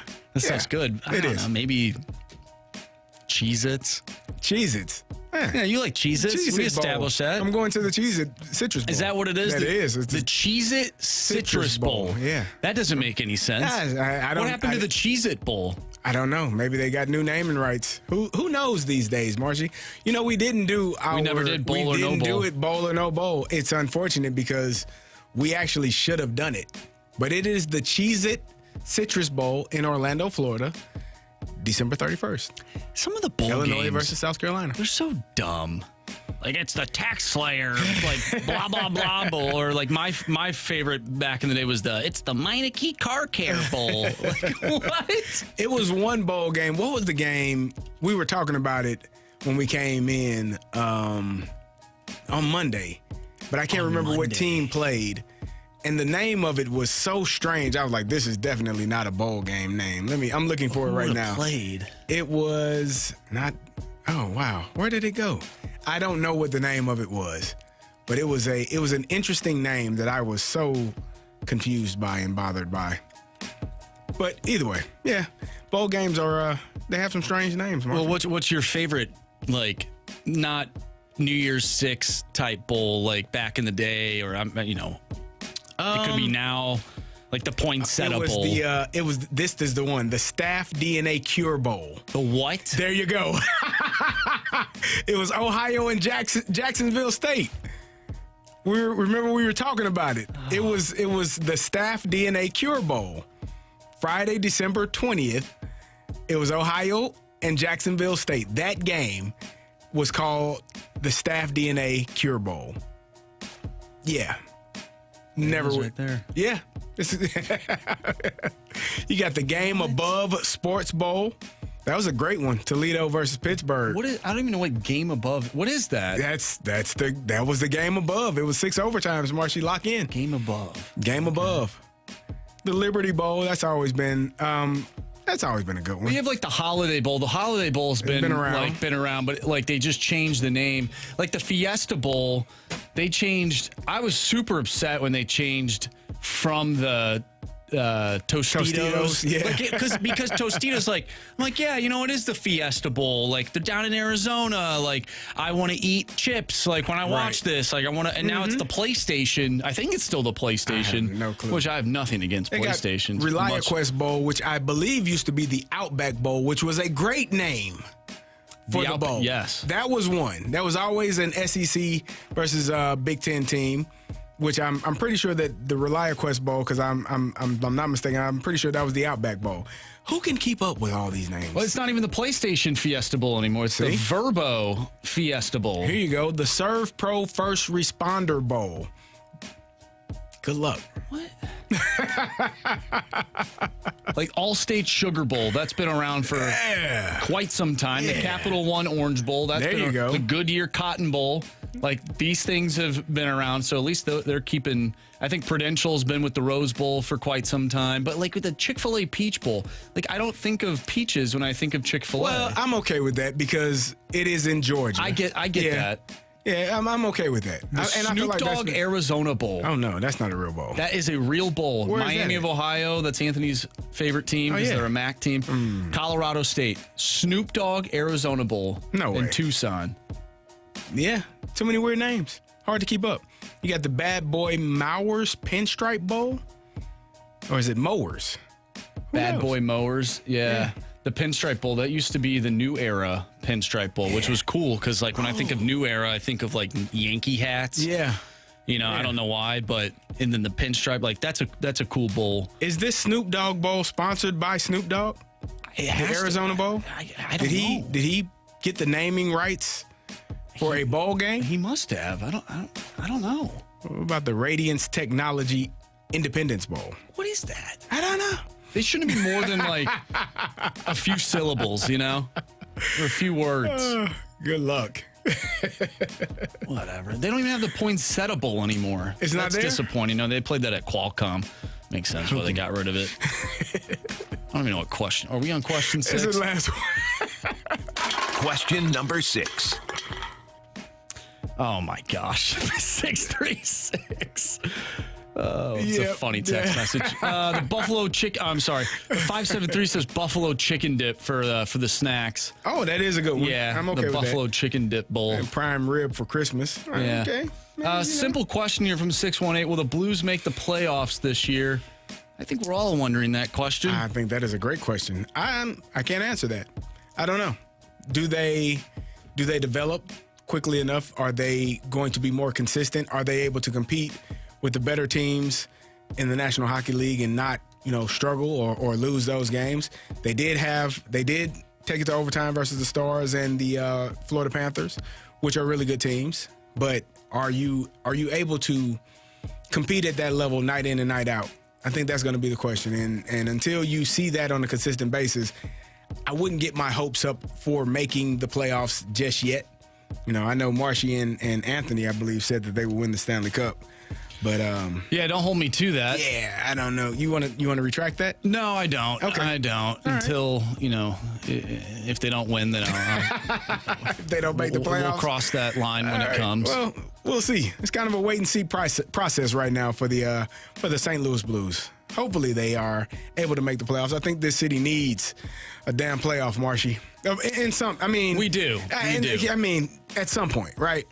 We knew. Like, you had City make the playoffs, but that didn't go well at all last year. Yeah, you had the Battlehawks kind of let you down there come playoff time, and then the Blues and the Cardinals have been MIA come playoff time last 2 seasons. Yeah, I'm just happy my Vikings are making the playoffs. That's not in St. Louis. No, I know Andrew, it's not. Those people, the people here don't care about the Vikings. Yeah, the people down at Cybergs do. They live in the city. They got a Vikings bar. Is that where they all That's hang the out? Vikings bar down the road. Right, Cybergs. Well, you people I saw someone online criticizing him the other day. I had to step in and say something. South City Cybergs. Congratulations to you and Marshy for the Vikings and how well they have done. No, it's right down here, right down the road. Not South City. No, right down the road. Right on Dorset. Yeah, Cybergs right on Dorset. Yeah, bunch of Vikings fans. You all get there and we're excited. And you know what? If we win this week, we got a chance. You got the Packers. Got the Packers. It'll be a big game. It's gonna be a tough one, Marshy. But if they win, then the first seed in the NFC comes down to next week. But I don't want to get ahead of myself. Don't get too far ahead of yourself, Marshy. I won't. I got the Packers winning that one. Of course. I do too. We got to go back to back to your roots. Well, I couldn't fade against really bad teams, but I'll start fading them against good teams. All right. That's Andrew Marsh. I'm Carey Davis. Coming up, we got Bet the Board, 3 stars of the day, criticisms and compliments when we return on the Fast Lane on 101 ESPN.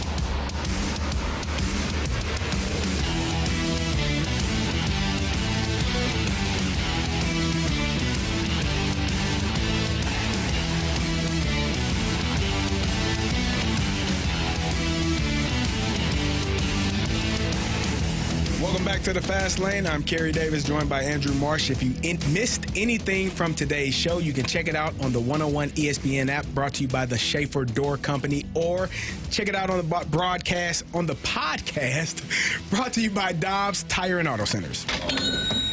Marshy, it's time for Bet the Board. What are our standings? I don't really need you to do that, actually. I know I'm last place. All right, so you're in last place.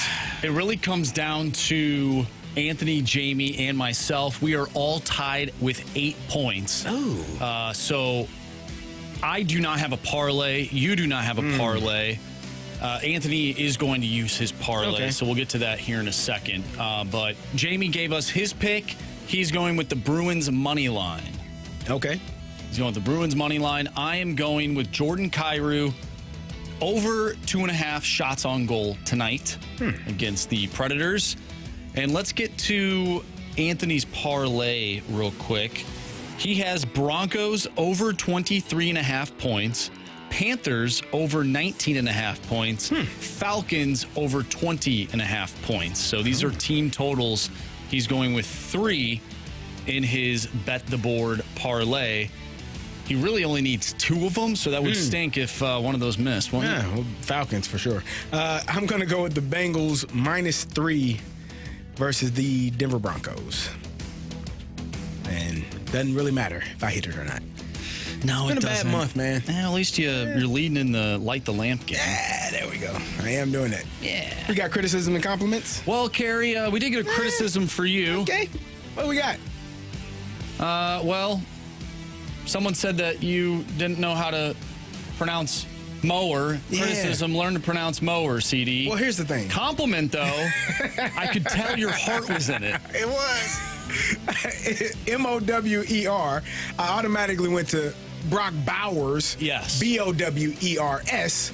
And so I called it Mauer. Man, the English language is weird, It's though. weird. Like, who knows? Mower. Learn something new every day. Thank you, 618. Definitely appreciate it. The 573 says, great show today. Made the drive from Atlanta to Cape much easier. It's a long drive. It is. Glad you made it safely.